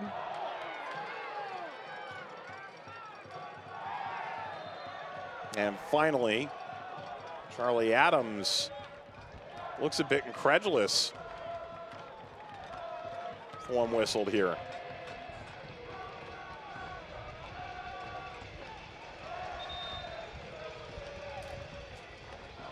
Charlie Adams, former Orange County player, was released by the club. Get a new opportunity over in Austria, that fan-owned club. Here's a change here. McCabe will come out. Jack Imparato will come on. Sub brought to you by MedEquip. And at this point, that's only the second change for Orange County. They made one at halftime. They'll make another one here with Brent Richards replacing Brian Olosky. So, Devin, I get the feeling there's going to be some intriguing tactical movements that come with this. A little bit of tinkering. This should be Richards to the back line, Orozco into the midfield, and Parado up next to Chris Weehan, and Weehan should be starting to play a more advanced role with the departure of Brian Olosky just underneath Damas. And with all of that being said, you still have to find a way to get Avion Flanagan on the ball more. You know, the pieces that can be the most impactful is there is the little tweak that I talked about for this attack moving forward. Eero Markkanen already took his seat. You look at the distribution out of these guys. Flanagan, Damas, Olosky, Weehan, combining for less than 50 total passes. That's just not good enough, you know, and the movements overall. You know, the counter argument would be, well, they don't need a lot of combination play if they're moving in transition and there's a lot of 1v1s, but they don't have that. So all the more reason why they all need to be on the same page. Communication needs to get better. The rate of play definitely needs to speed up, but they need to move in synchronicity together. When one steps, they all need to start stepping instead of spreading themselves thin, because then they start hanging themselves out to dry, and that's where San Diego has made their bread and butter because of the space down underneath and out in the channels. Dissecting pass into the channel, Metcalf. Reverses to the feet of Mayer. He was drafted in Nashville. They brought the bus. That was cool. I enjoyed that entire process. Thought that was fun to watch and how it played out. Knocked on the door. Hey, you're going to Music City. Good luck. Mayor, you mentioned it, of Indiana. Spent some time at St. Louis FC when he was still a college player.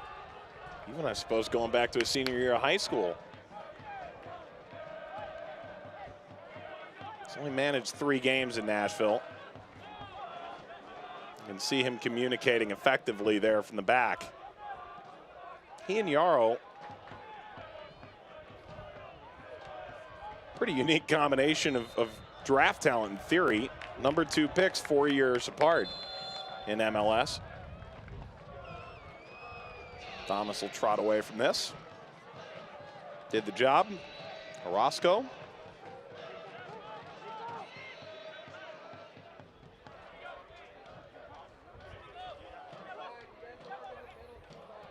Weehan driving through. This will ricochet out to Smith. Floated up by Kuningas.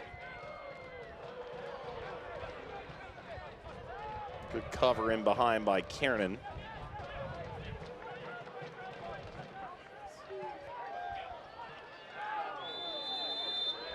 And the offside flag is up. It's time to get outside and experience the new family game night right around the corner at the Great Park in Irvine. Make memories all season. Woo, okay, that's a game too. Make memories all season long as we roll out our fireworks nights, beer fest, family game nights, and our dollar beer and cheap eats series. Parking is always free. So are the memories. OrangeCountySoccer.com/tickets.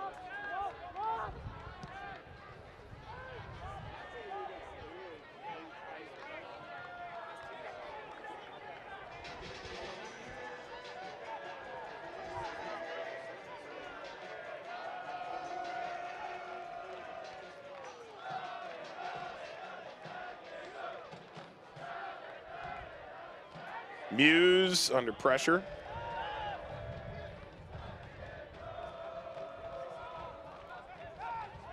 Devin, you think about the great younger goalkeepers, because Neuer's been the man in Germany for a long time, just crossed that 100 cap plateau. But Rakowski was around Ter Stegen, Leno. I mean, some really top goalkeepers in the youth program at Germany. It was up for the Fritz Walter medal, is among the top 3 in that age group in Germany.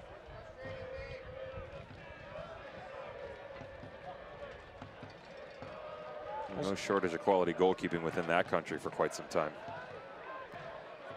I suppose when you were playing over in Germany, that's sort of when he was first sort of peeking into the professional game, come to think of it. Yep. Watch them at Euros, though. Sorry, I see that ended up very well for them. Really? Yeah. You have a favorite? It's a sell option for me. France. How can you bet against them? Honestly. Reigning champion of the World Cup, of course. Do you think they're obviously not playing like Spain, but where they could win multiple major tournaments in a row and maybe, no? No. I don't think we'll see that for quite some time. That was special because of the international and domestic combination that you got out of the fact that Spain was basically Barcelona. Yes. You know, the guys playing together each and every window, and great little step in by Avion Flanagan here. Flanagan turning on the afterburners. Good turn right in front of the locals. They cheer. Domineering sliding challenge that draws the ire of the referee.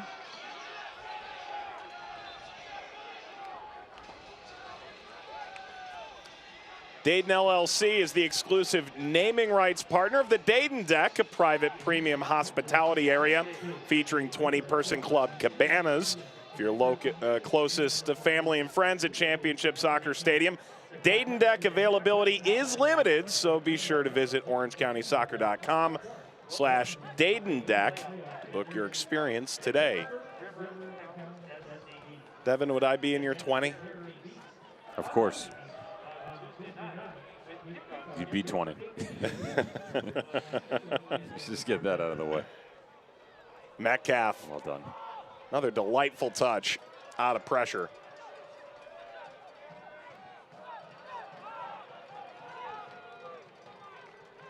I don't often feel this way, but in my 20, I might put both head coaches in this game. There you go.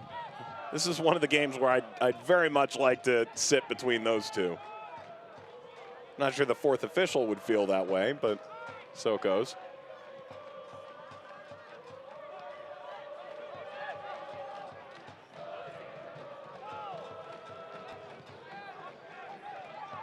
The willingness of Van Keziel to step in front of Charlie Adams here has been a fun one to watch, and the way that they've passed off. There he is again. Roscoe constantly tracking and trying to communicate behind him. That rotation is getting more and more difficult for them to handle. Substitutes coming on. Mentioned Van Keziel coming off the back line into the midfield. He was next to Colin Martin. Martin's night is over. Now paired next to his substitute, Charlie Adams. What can they do with it? Been a bit quiet here, last 10 minutes or so.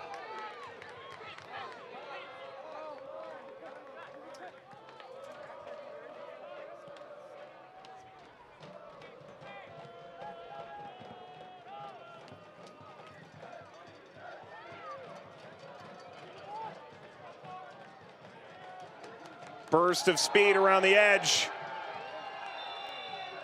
Whistle's late but arrives. Will be a free kick and a card for Yarrow.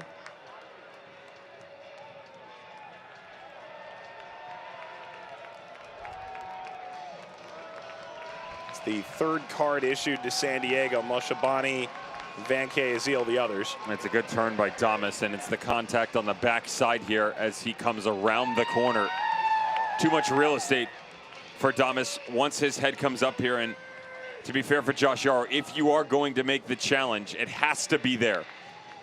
It's a makeshift corner at best for Orange County. You let him get by you, it then progresses into the box, and now you're really in trouble. Devin, is this almost too close? It's not that it's almost too close. It's almost too close when you go the area route, because to get it up and down with enough momentum is difficult. A lot of times you'll see trickery, movements, balls on the ground to the front post.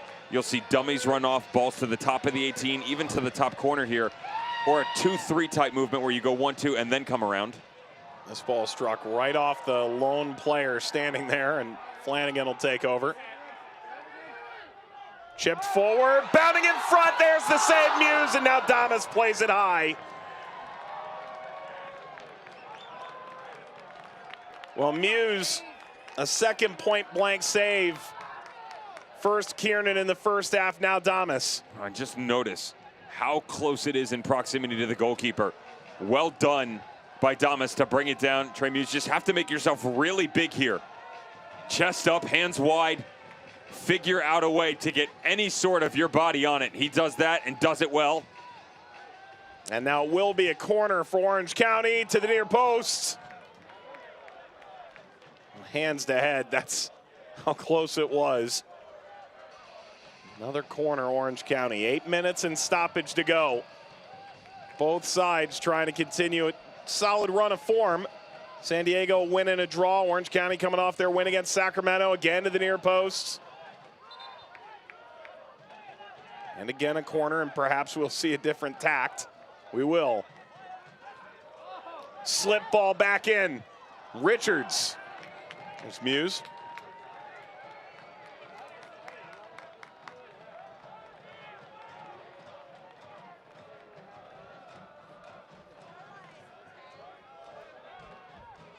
Devin, we get to this point in a stalemate. Is one side more willing than the other to walk away with a point tonight, or do the standings not really dictate that? The way that Orange County is playing right now, they'll be happy with a point. And to be fair, they're not going to feel terrible because of the fact that they have had chances. You know, there's been multiple times here. Just now was another one where Trey Muse had to step up, right? We saw 2 in the first half, point blank. Here's another one on the doorstep with Damas. But overall, Mike, the body of work speaks to the visitors. It's not for the home squad right now.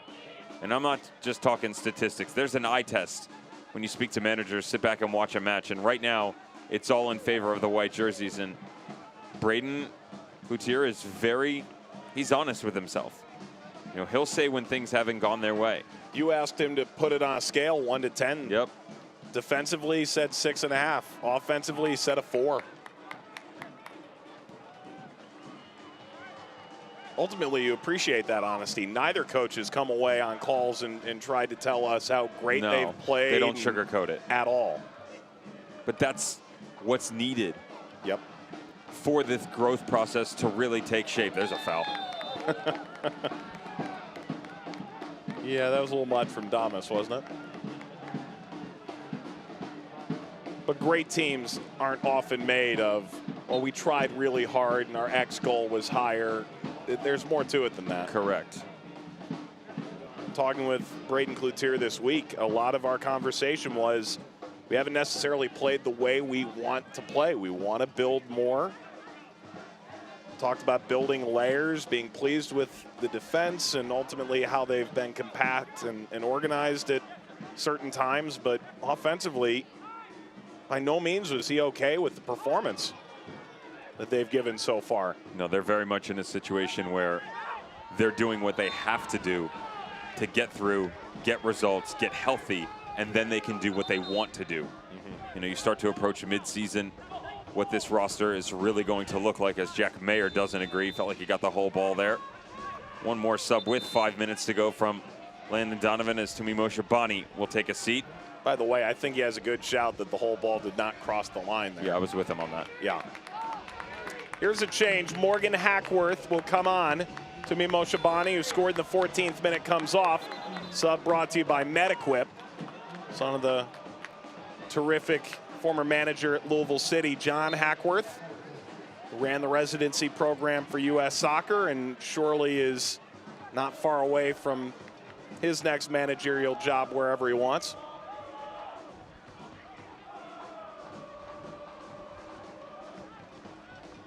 Intercepted by Adams.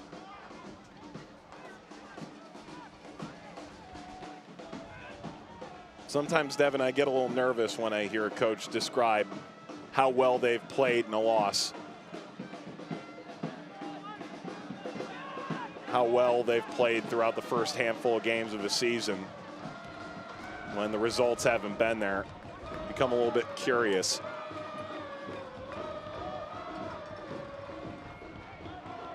This will roll out to Smith. Breen.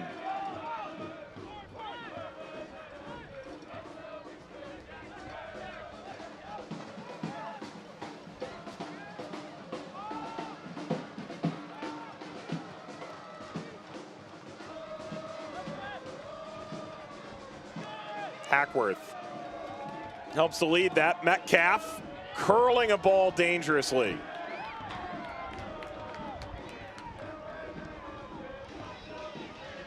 There's the coalition. Pride flag and Pride Month. Flags and banners.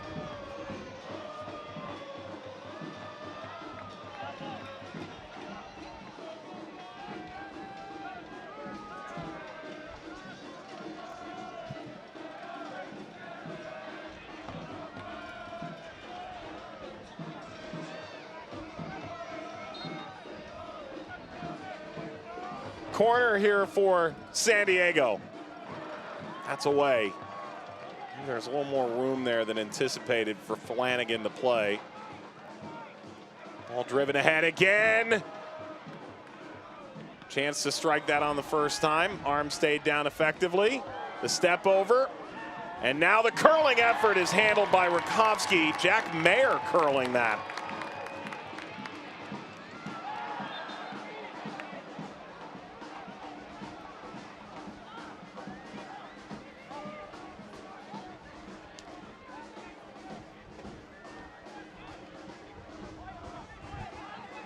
Adams.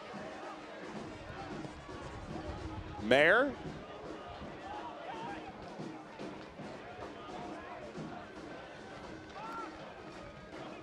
Adams.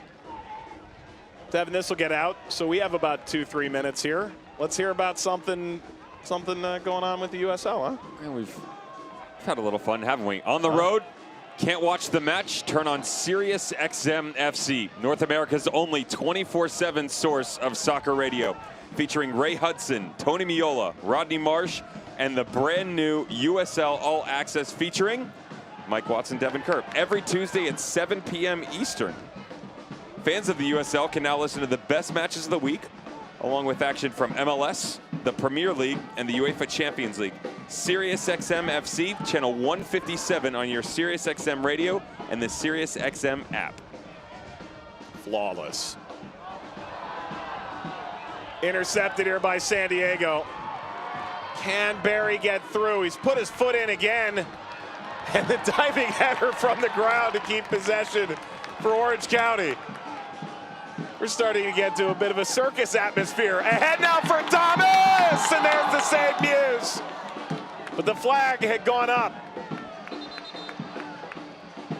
Whoa.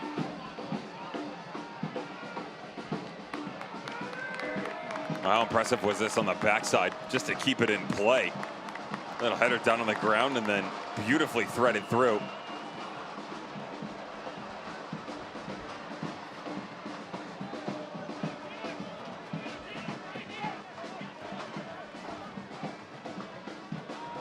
Mayer. Away from Imperato. All of a sudden, there's a ton of life in this game with what'll likely be 2-3 more minutes. 3 additional minutes of stoppage time. Try and find a winner here. Game with some pretty significant implications in the Pacific Division. Update from elsewhere, still 2 goals down. Sacramento may well drop points.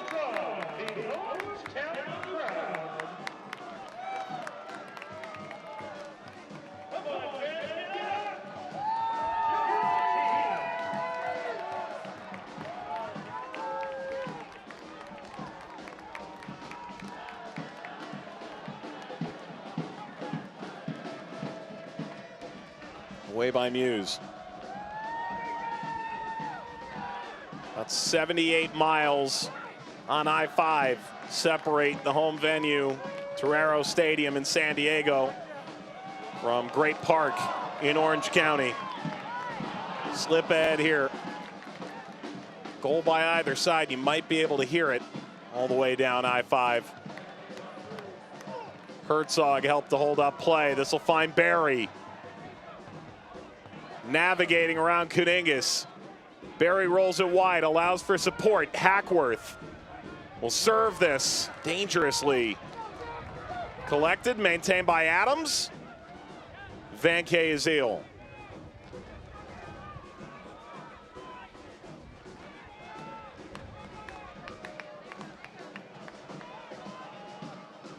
It appears the ball will be in San Diego's court the rest of the way.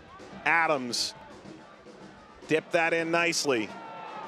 Martin. Well, Martin perhaps got a hand extended a bit too high. This came back across the temple of Ronaldo Damas. He's so quick that you feel the pressure on one side, you try and come back the other. Just trying to find a way, if you're Elijah Martin, to hold him off, and 100% that outstretched arm catches him.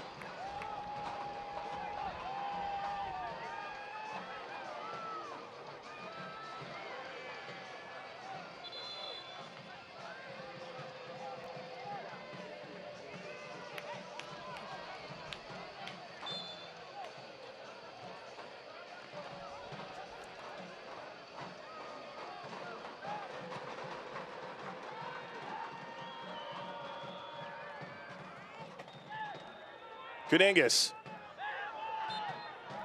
Appeal for handball. There it is. How many times have we seen a goalkeeper get forward this year? I mean, you're down to seconds at this point. Orange County is going to get most everybody forward now. The only question is if Rakowski comes into play. San Diego dropped 2 points at the death against Phoenix over the weekend, the 96th minute. Can Orange County put San Diego to the sword in a similar fashion? Weehan and Kuningas behind the ball.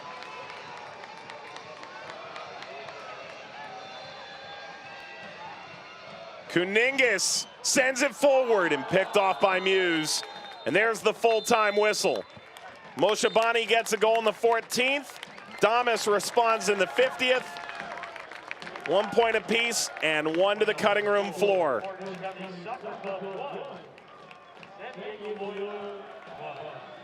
Hard fought 90 minutes, no question about that. And San Diego, with a fairly complete performance, all things considered, will settle for a point. Ronaldo Damas gets his first goal of the season. Man of the match presented by the Dog Park. Well, the visitors definitely the better team. Landon Donovan should be happy with his squad and the fact that they really controlled the match start to finish. The problem was defensively, there were still errors. Issues left and right with the spacing. Trey Muse had to make multiple saves, and in dramatic fashion, as always, when called upon, he stepped up to the plate and knocked it out of the park. Orange County moving forward wasn't as good as we've seen in the previous two matches. Braden Cloutier is going to be happy once the walking wounded start to come back into play. Rotation for that man right there, Orozco, out of the midfield to the back line, back into the middle. Still able to find an equalizer by Damas.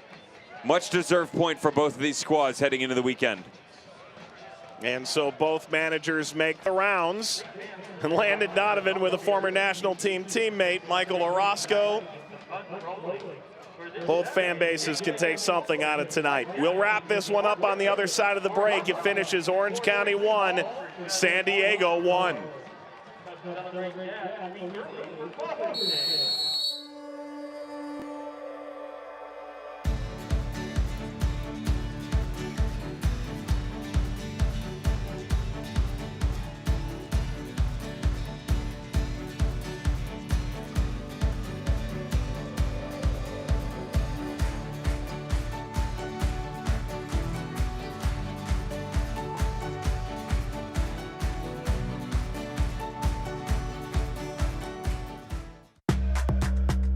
Apparently, it sparked a lot of talk on social media. I like the short pant look thing. I think I'm into that. Oh, my God. Okay. We're the nerds. You can't get nothing for a quarter. It ain't 1947 no more. If Browner says, whoa, yeah, that's a whoa, whoa, whoa. Catch Kaplan and Crew tonight at 9 p.m. right after the game, only on Your View.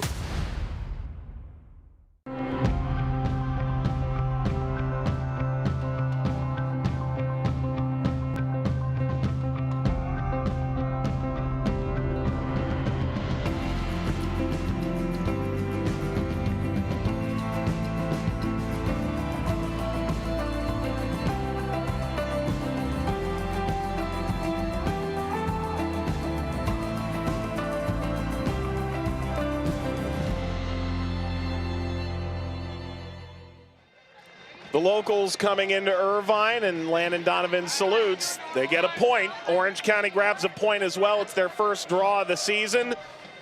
And Orange County remains above San Diego in the standings. Mike Watts, Devin Curl. Let's take a look at the Shorecoat save of the match. Pick one, pick two, pick three. Both goalkeepers very active within this match. But I was really impressed by Rakowski. This could have easily ended up in the back of the net. Well done by the Orange County goalkeeper. German comes off his line, much like we saw it. And Trey Muse makes himself big. Good save on the near post to push it aside. All right, Dev, let's take a look at the full-time highlights. We begin in the 14th minute. Tumi Moshabani able to cash in for the first time this year. A couple chances early on, but well done here, just holding their shape. Plenty of options once they do get into the books, but Jack Blake on the outside. If you're going to have two players on this pitch serving it in, Jack Blake and Metcalf are going to be your options. They get Jack Blake. They get their goal. They move forward. Orange County SC. Let's see if they can get something done. Trey Muse, here you go. Why make yourself big when you just got these big mitts? The outstretched hands, upper right corner, gets the paw on it, pushes it away. And then, let's turn up the heat a little bit here. Orange County SC progressing into the second half. Coming out of halftime, I said, Damas, Olaski, Wehan. Gotta get them more involved. 2 out of 3 ain't bad. Brian Olaski finding the far post run of Ronaldo Damas, who they had moved into the 9, buries it into the back of the net. There's the equalizer. So it's 1-1 coming to the tail end of this game. Would there be the breakthrough? Yes, there would. The problem is Trey Muse shut it down. He said, listen, guys, you can build all you want, but this company's closed for the night. Steps up once again on the doorstep, twice. The second one sounded like shadows for Damas, just scared him away. And we get 1 point apiece as we do 1 goal apiece. Devin, a look at the full-time match stats as Damas grabs his second goal. First assist of the year for Brian Olaski. First goal for Tumi Moshabani. Chance for your final thoughts. It's a quiet 12 shots and 7 on target for Orange County in the sense that outside of the goal, there's 3 really good chances. The other ones weren't exactly anything to write home about. For San Diego Loyal, again, this is part of a process. They're getting better every single game from that morbid start. So that's a good confidence maker they're going to take into the weekend. Same thing for Orange County. You know, we've reached the point in the season, Mike, where with international break and players coming back, a lot of games and rapid succession, rotation for players. Everybody needs to make sure they've got proper rest because, again, this is a marathon, not a sprint. Well, it's been real and it's been fun. We call it real fun from Orange County as both sides grab a goal and a point, tickling the nylon with supreme ease for our entire Vista WorldLink crew, led by producer Dustin Curl, director Eric Valero, Paul Beam, John Angulo, Devin Kerr alongside Mike Watts, saying so long from Irvine. Good night. This copyrighted telecast of the United Soccer League Championship cannot be retransmitted, rebroadcast, or reproduced without the expressed written consent of the United Soccer League Championship.